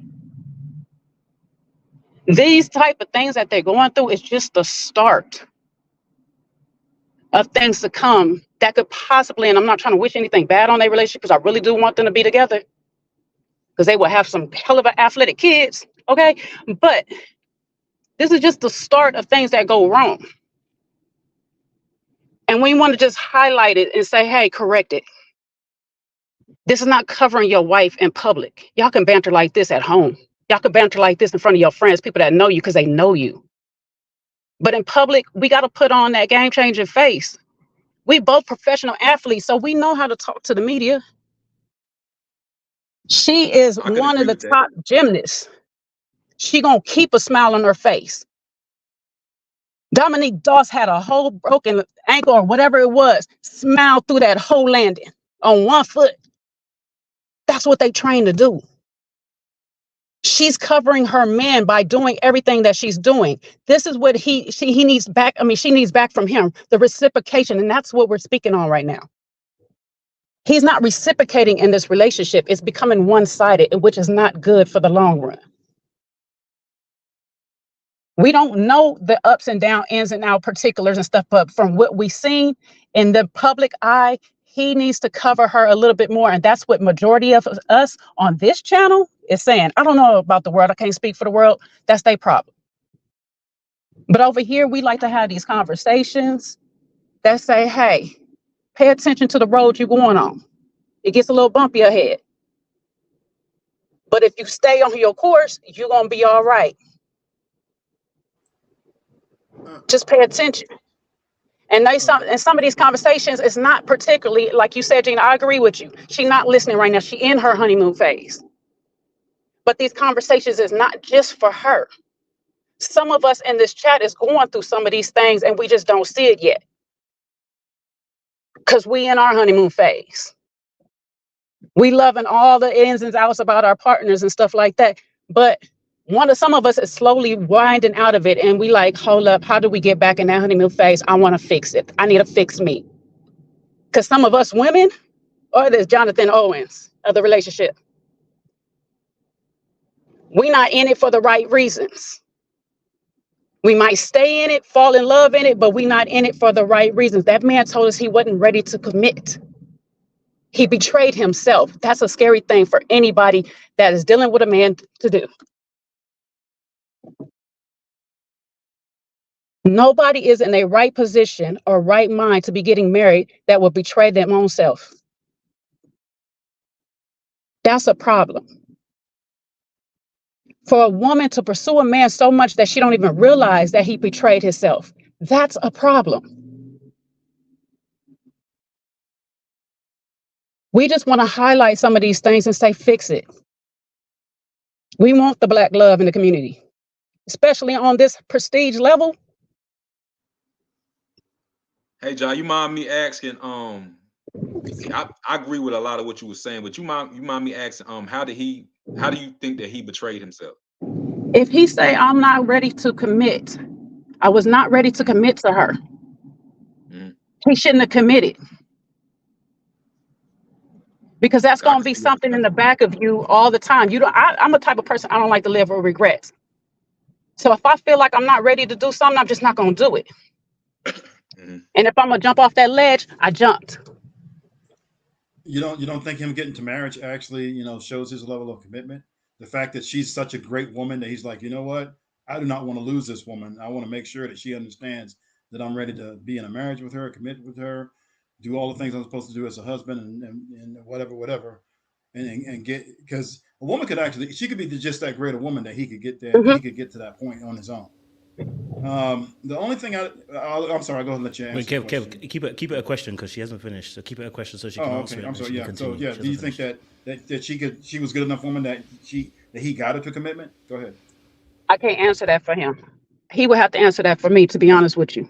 I can say she all great other things and all that stuff, but for whatever reason, I'm curious to know myself as why he betrayed himself like that, because it would not be a betrayal if he got up there on that platform and told us, you know what?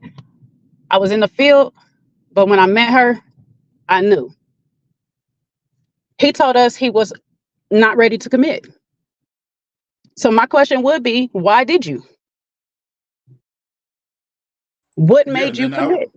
And then my response to that would be, well, she was such a great woman that he didn't want to, lose the opportunity to actually not be with her. But see, that's the Awesome. crazy thing. That's your response. I could create a whole bunch of different Thank you, Jay. responses in my head. You know what I'm saying? Like I have my own response too, which may not be the truth, but I feel like she was a bag.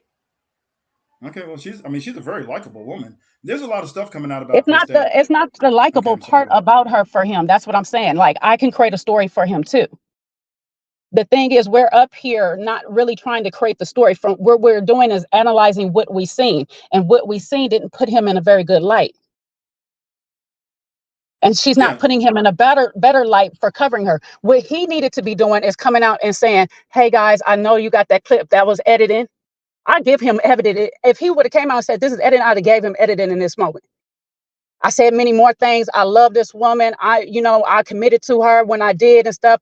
I know I wasn't fully ready, but she was a top on my list. Give me something." He didn't even come out with anything. Y'all did all this research looking back at old videos, but he came out with a new video and say, "This is my woman.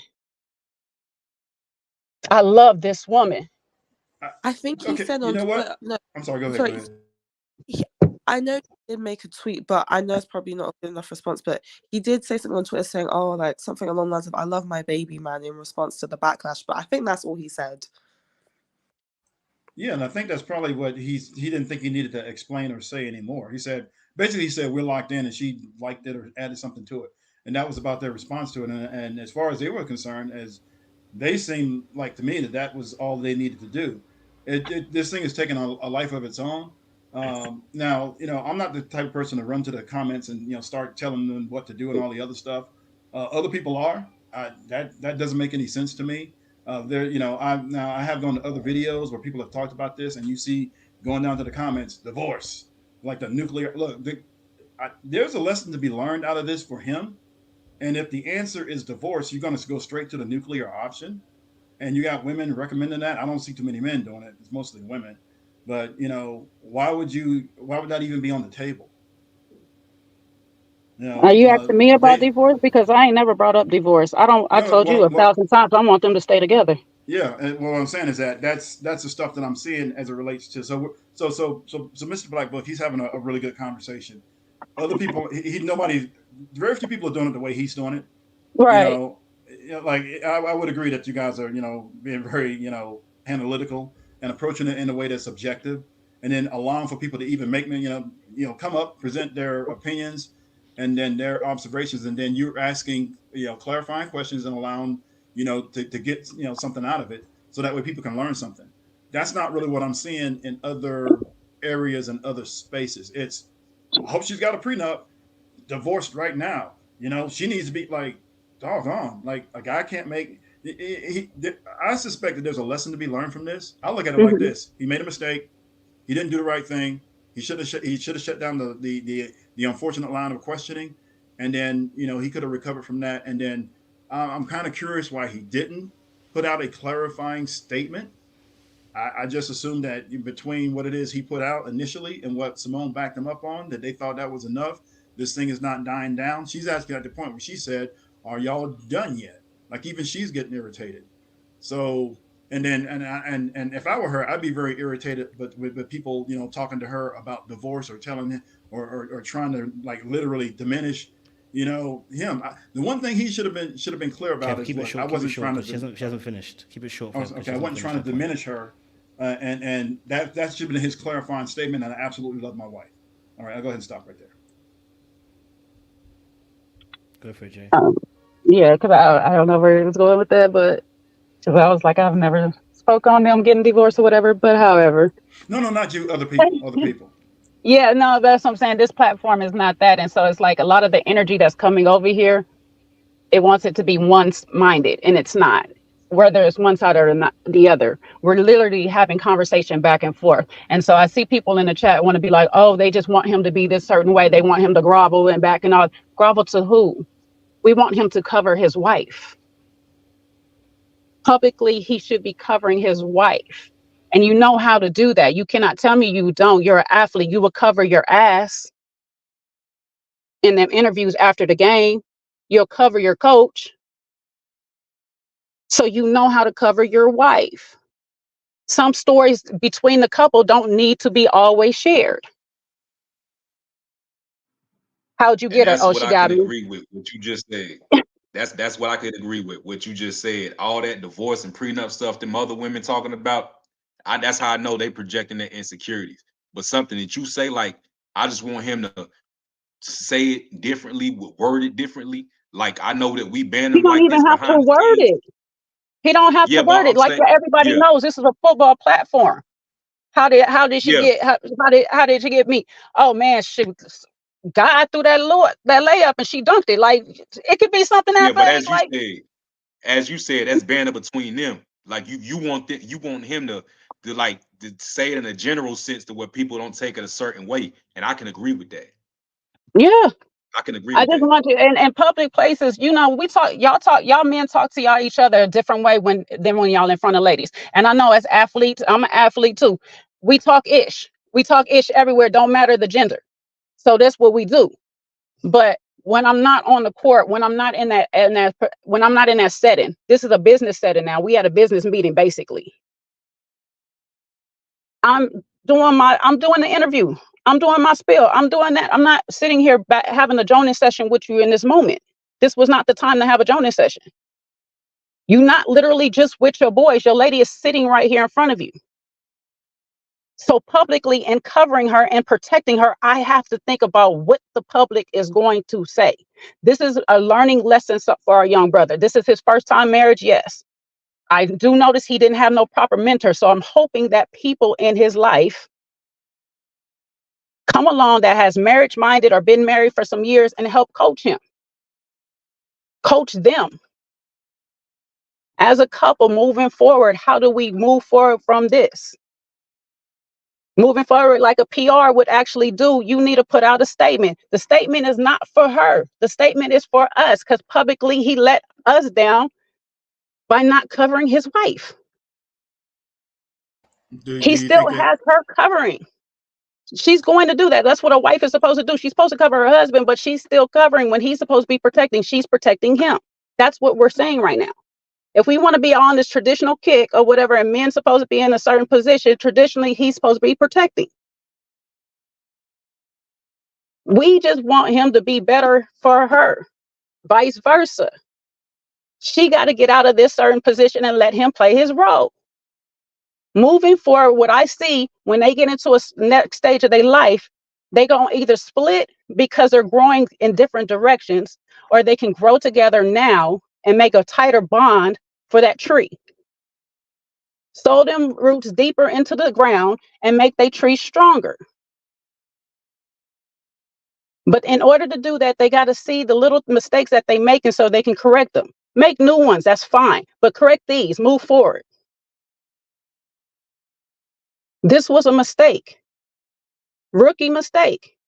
So as a coaches for this couple right here, we have a duty to sit here and analyze a tape, say, hey, this is where you went wrong on the field. Get back out there, try it again, let's go. That's what we're here doing. Well, I'll tell you how we're going to know. The next time something like this comes up, or they're in an interview, or he's asked something or a similar type question, he'll give an appropriate response or not, and then we have our confirmation. I suspect he's got a huge life lesson out of this. It's just that I don't really appreciate people with the nuclear option based on somebody's mistake. I was just looking at their what do you call it, their where they were doing an interview about their engagement. Like you wouldn't, if you looked at that video versus the Pivot podcast interview, you it's hard to see how you know where he didn't really. Well, it's just hard to see basically where he well we know where he should have went, where he could have done better. I'll just say that. And I think that's that's why I think this conversation is important, right? Look where we've got to, right? When sensible people get involved in conversation, right, we reason. And I think on both sides we can have this craziness, right? I know that we're accusing women of being feminist and black. I see the same thing with men too. I can't lie to you. There is unreasonable people on both sides. I can't lie, right? Will Smith and Jada situation, there are people going to bat over Jada, and they're not talking anything about what Will has done. Will has done some stuff in his relationship. right? There's some behaviors that he's exhibited that he shouldn't be in that situation, but men will ride and die to try and make Jada the enemy in every single situation. It happens on both sides. And it so happens that we're now the enemy in a situation because we've said something as men, and now Jonathan's being scrutinized. But the reality of the situation, where the conversation should really start, is at this point where people like yourself, Kev, are instructing Jonathan what to do better. Don't worry about the noise out there. They're going to say what they're going to say. But we want to see them actually flourish and prosper. So as gentlemen of experience you have 15 years underneath your belt, Kev, our points on this channel is like, let's instruct them to do better then. So what needs to be worked on so you can get to that next point? Because if it doesn't, it will end in divorce. You can't keep doing this. Right, and if you're doing that, there's probably other things you're also doing too, because there's no way in public I would embarrass my wife like this. I'll be honest with you, I'm sorry. I just inconceivable that I would not answer that question, which is absolutely straightforward. But let's say he just missed it. All right, cool. But well, if that's the case, there's probably something deeper behind that. We might need you to work on some stuff. It might need to work on some stuff so that this doesn't happen again, but also because it doesn't lead to other things in a relationship, resentment that builds up, right? So those are also important factors. Okay, we're going to start at 2 minutes now because time is going. Jay, thank you for that as well. Sean, you're my first hitter, and then anybody wants to respond, there's 2 minutes max. Once it gets to that point, I mute you and then we move to the next person. So, yes, Sean, talk to me, brother. I know there's a lot of that's gone on, so... I don't even know where to begin. I really don't. Listen, I think what happens is, too often we take these examples and then we make them broad. So I think that's when we wind up in these massive debates where we're no longer debating about Simone and Jonathan. We're debating about Black men and Black women. So for me, I think that's when I kind of start to check out, or I even get annoyed when folks use this and then they make grand statements. And then before you know it, all Black men are trash. And, then we go down that rabbit hole. And it does happen here. So please don't anyone tell me and gaslight me that nobody says it here. They do say it here. They say it in the comments. It comes across. It's the undertone, just like we're able to read into what Jonathan is not saying and about how he's not protecting his wife. It's the same way when women get up here and they start talking about men. And I think that brings on the defensiveness about how we feel about ourselves. So that being said, I definitely can understand that there's some problems here. And I think anybody that can debate that, you probably just don't want to acknowledge it. I think it's as extreme that some people are saying it is? No, I don't. But it can go in that direction. And guess what? Lastly, could I be wrong? 100%. I could be wrong. And I just challenge everybody on whatever side of the fence you sit. Are you willing to also be wrong? Because I think that's where these discussions go left, is because you feel like you have enough attitude, not attitude, but you have the attitude that you know everything, you know exactly, it's happened to you, you've seen it before, and this is what it is, and then you're fixed in your point, and no one can say anything, so we can't even really have a discussion because you're so fired up about what you think it is and not willing to listen to other people. And I think that is a bigger issue that we really need to talk about is, do we listen to each other? When we have a difference of opinion, do you give an ability and a willingness to hear what the other person has to say? And I'll land my plane there. Beautiful. Who wants to go next? 2 minutes. Go for it. Okay, I'll go. I was waiting for. Are you ready to go around the circle, or? Okay, so. Yeah, 2 minutes. You got 2 minutes. Go for it. So I'll just say this. Look, I expected him to put out more of a clarification statement, maybe like a couple video, with both of them sitting right there, and they respond to that, and then he does what he should have done initially and said, "Look, I made a mistake. That's not what I meant. Yada yada yada. This is what the deal is. I hear your comments. Whatever. I apologize. I apologize to my wife. And that should have been enough. That would have actually gave more clarification, because all he said was, we locked in, and she said for life. That's it. So that was their clarification statement, and they wanted everybody to just be done with it right there. And the general public, whatever reason, is not ready to accept that. So they're reading a whole bunch of other stuff into it. So I would have expected just at least one video clarifying and answering all the questions, and then that would have shut it down. And I would have let it go maybe a couple of days, put that video out, and then that should have been done with it. But this thing probably is not going to go. It's going to go for a little bit longer, just because there's so many questions out of it. But that's how I would have handled it if I'd have made that initial mistake. At any rate, I say that there's a good lesson learned out of this, and when he does something in the future, I expect him to do better next time. That's all it is to it.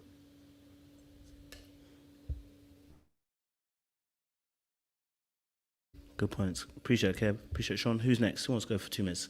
Go for it.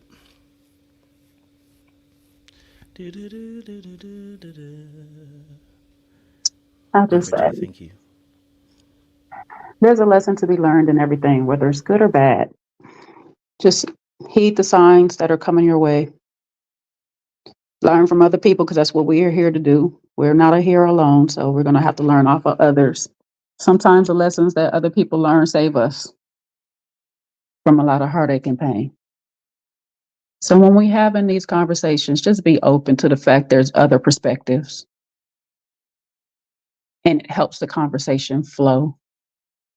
We don't want nothing but the best from these people. I want them to grow from this together. Again, I'm going to say it. I hope they have some beautiful athletic babies, because they're a cute couple, in my opinion.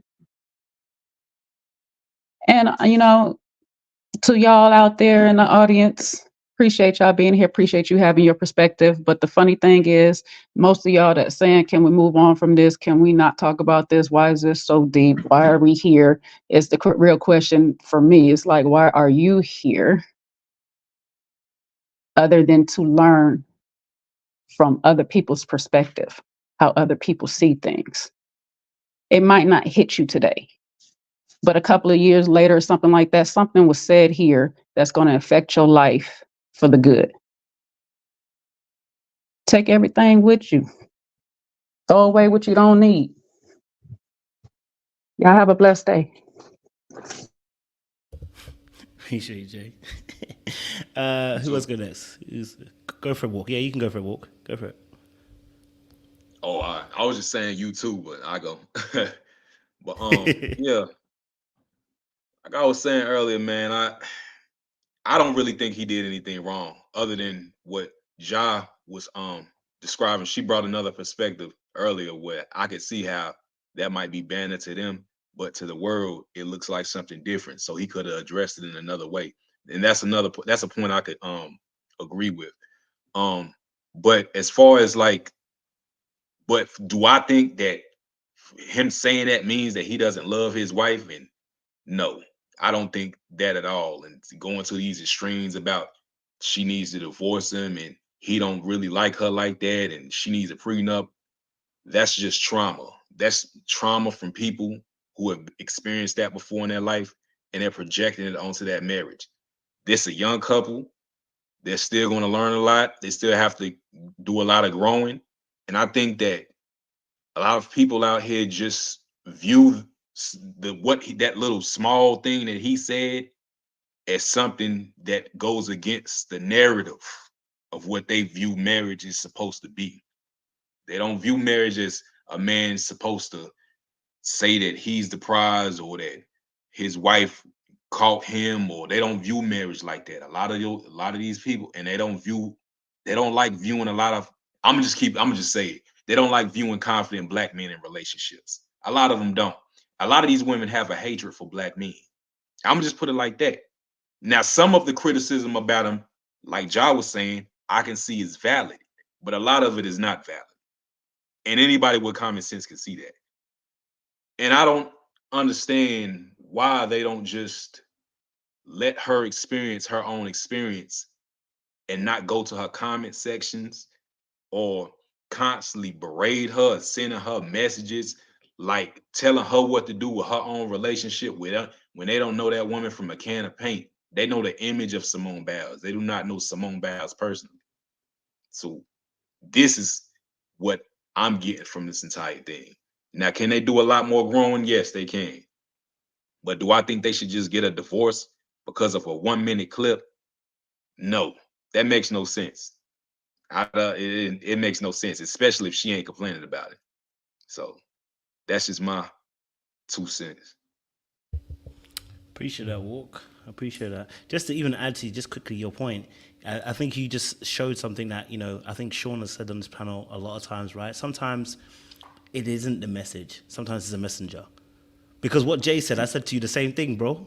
But what you heard from Jay, you were able to accept it, not because of anything particular. Sometimes when people say certain things from other people, they can hear it. Because what she explained about the joke is what I was explaining to you about the joke. But the way she eloquently put it, you could understand it. This is why we have to have these conversations.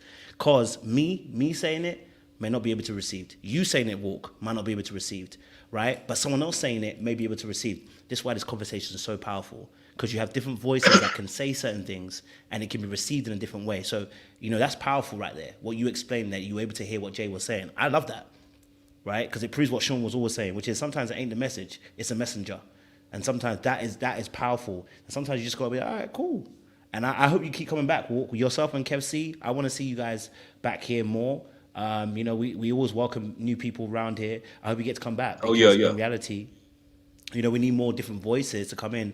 And as we begin to rub off of each other, we get to learn from different perspectives. So I really look forward to seeing you guys come through again as well, Yeah, no doubt, man. I got you. No worries, man. Appreciate you, go for it, yeah. No worries, Walk, man. Yeah, it's a blessing, man. There's so many good takeaways from this conversation, but one things that I think I always say on this channel, the importance of nuance and not speaking in extremism.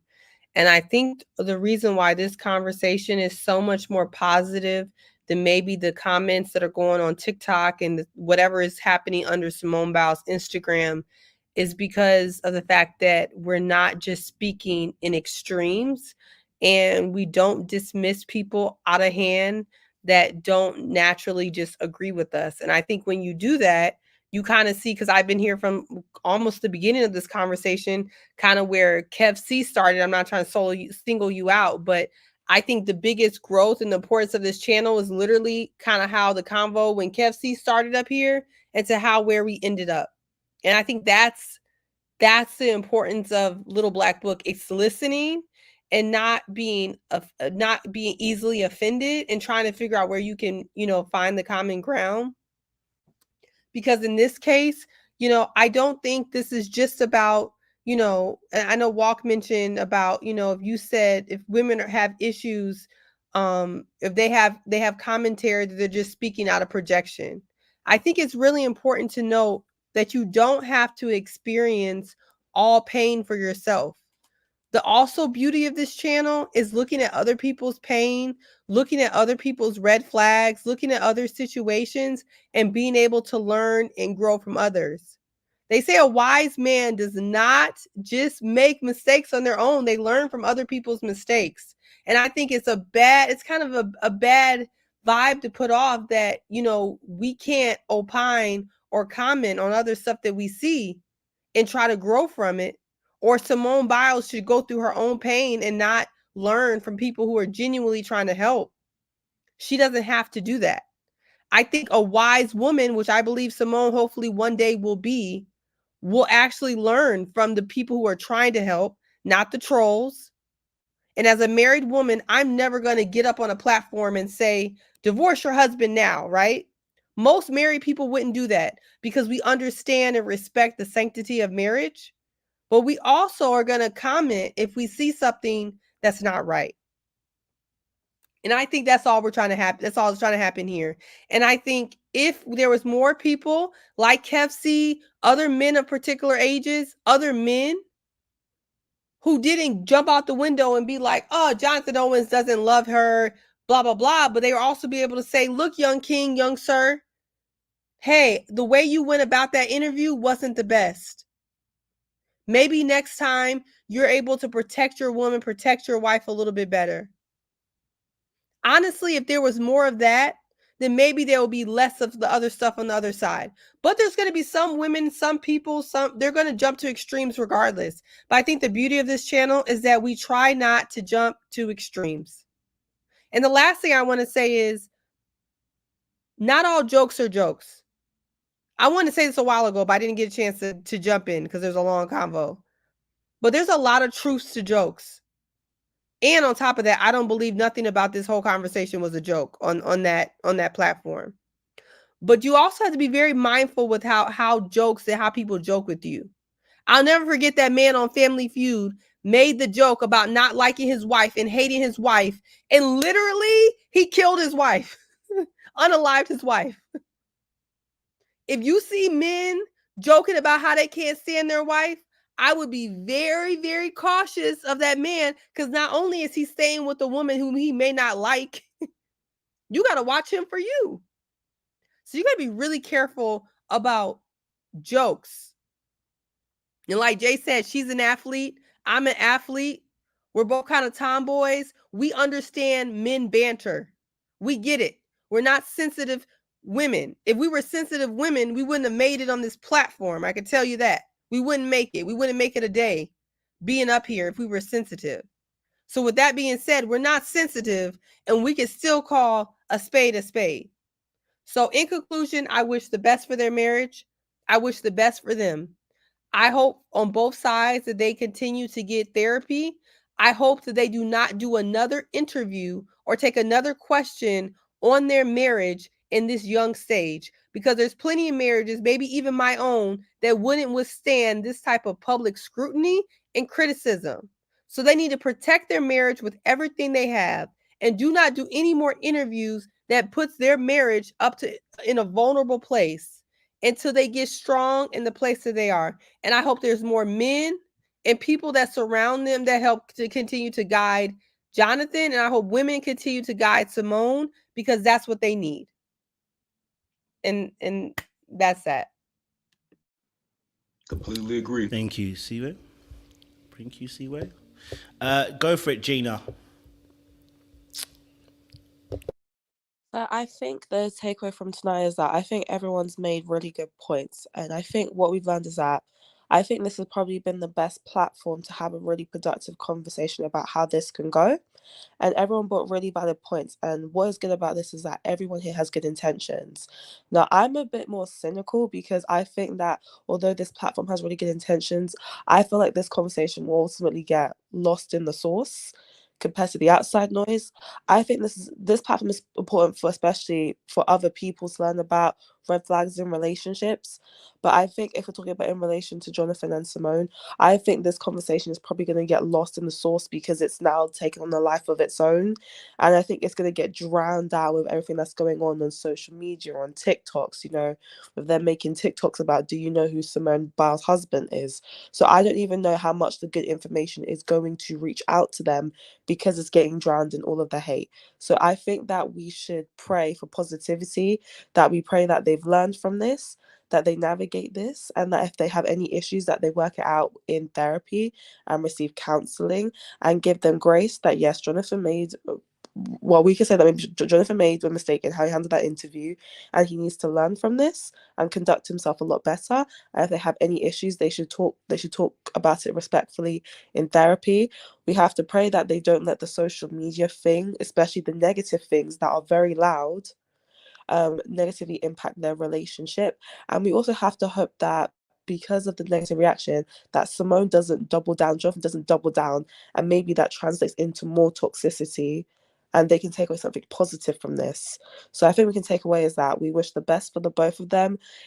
Other people may not wish it on other platforms. They wish negativity, but on this platform, we wish them nothing but love and positivity, and hope that they learn and grow.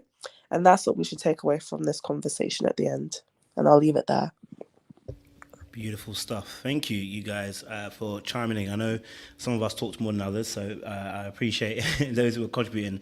I'll keep my thing brief, as they say here. But, I love this conversation, right? I loved it because it had different components. There were different thought processes. There were different ideas. There was stuff that I didn't agree with, but I love the fact we can actually have that conversation, because it brings different shades, right? So it means you have to consider different perspectives and different thoughts. So I loved it. Like I said, I loved having, Gina, Walk, Kev C on the panel as well. I know someone else wanted to join, but I do apologize, the time ran out. But I love the fact that you can all join in and have this conversation, because this is the only way we're going to be able to grow as a community, right? When we're having these conversations and we're looking at best practice about how to grow our community in terms of relationships wise, right? Other people do finance, some people do other things. We do relationships here. So this has been an enlightening conversation, and there are going to be people that are going to disagree with you.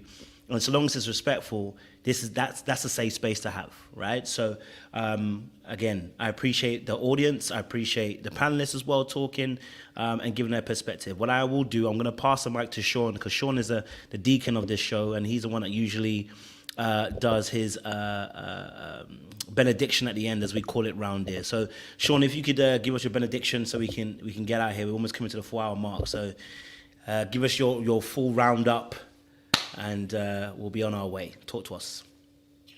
Yes. So, I think we had a very lively, great discussion.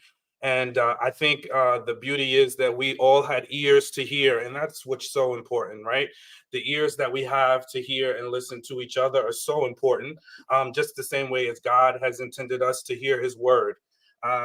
Because for some of you that may be new, this channel is rooted and founded in the word of God. So, you will see it no matter what topic we talk about, that it is definitely woven through the context of the conversation. So please allow yourselves to hear the words that were being spoken here tonight. And most importantly, we do ultimately believe that when a man finds a wife, he does find a good thing. That is at the core and foundation of the union. So it is to be esteemed and it is to be prized.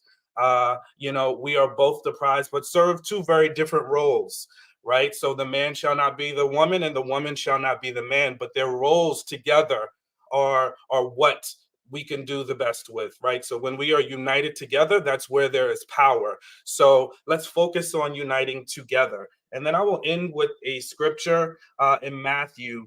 And I think this is so much about what this channel is about. It was asked of Jesus why he spoke in parables. And his response was, because the knowledge of the secrets of the kingdom of heaven has been given to you, not to them. Whoever has will be given more, and they will have an abundance. Whoever does not have, even what they have will be taken from them. This is why I speak to them in parables.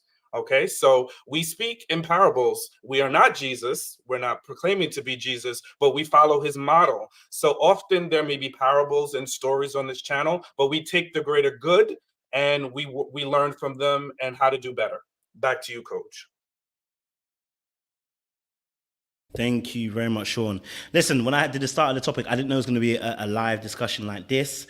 But I think this has been a really helpful conversation in terms of going forward. I'll take Gina's words as well on board in terms of there is a wider audience out there. I know Walk said this as well. Sean has said this earlier on as well. There is a wider audience out there who will be more cynical and who will be more darker. But this is where the light is. We get to have really good conversations where we're going to give each other the benefit of the doubt. And we're going to try and listen and understand, and we're going to ask more questions, as Brother Kev C was saying as well. Ask more questions to understand. So, I think this has been a really good conversation, and we're going to have more of these over the coming next few weeks, I'm sure as well. Not just about this topic. There'll be some other stuff that will come up that we need to discuss, but. Honestly, it's been great. So again, Sean, Seaway, Gina, Walk, Kev C, Jay, thank you so much for joining the conversation today. It's been a pleasure. I know Jeff was here earlier on as well. We're going to love you and leave you, audience. But my meme I like to leave you with, because this year, we told you nobody should be sliding down the wall, okay? All right? That's our good sister. Look at this. We don't want you here. Okay, we don't want to see you that way. All right, so make sure you like, share, subscribe, click on the bell button for the notification. If you're new here, subscribe, okay? And we'll see you again very, very soon for another conversation. Much love.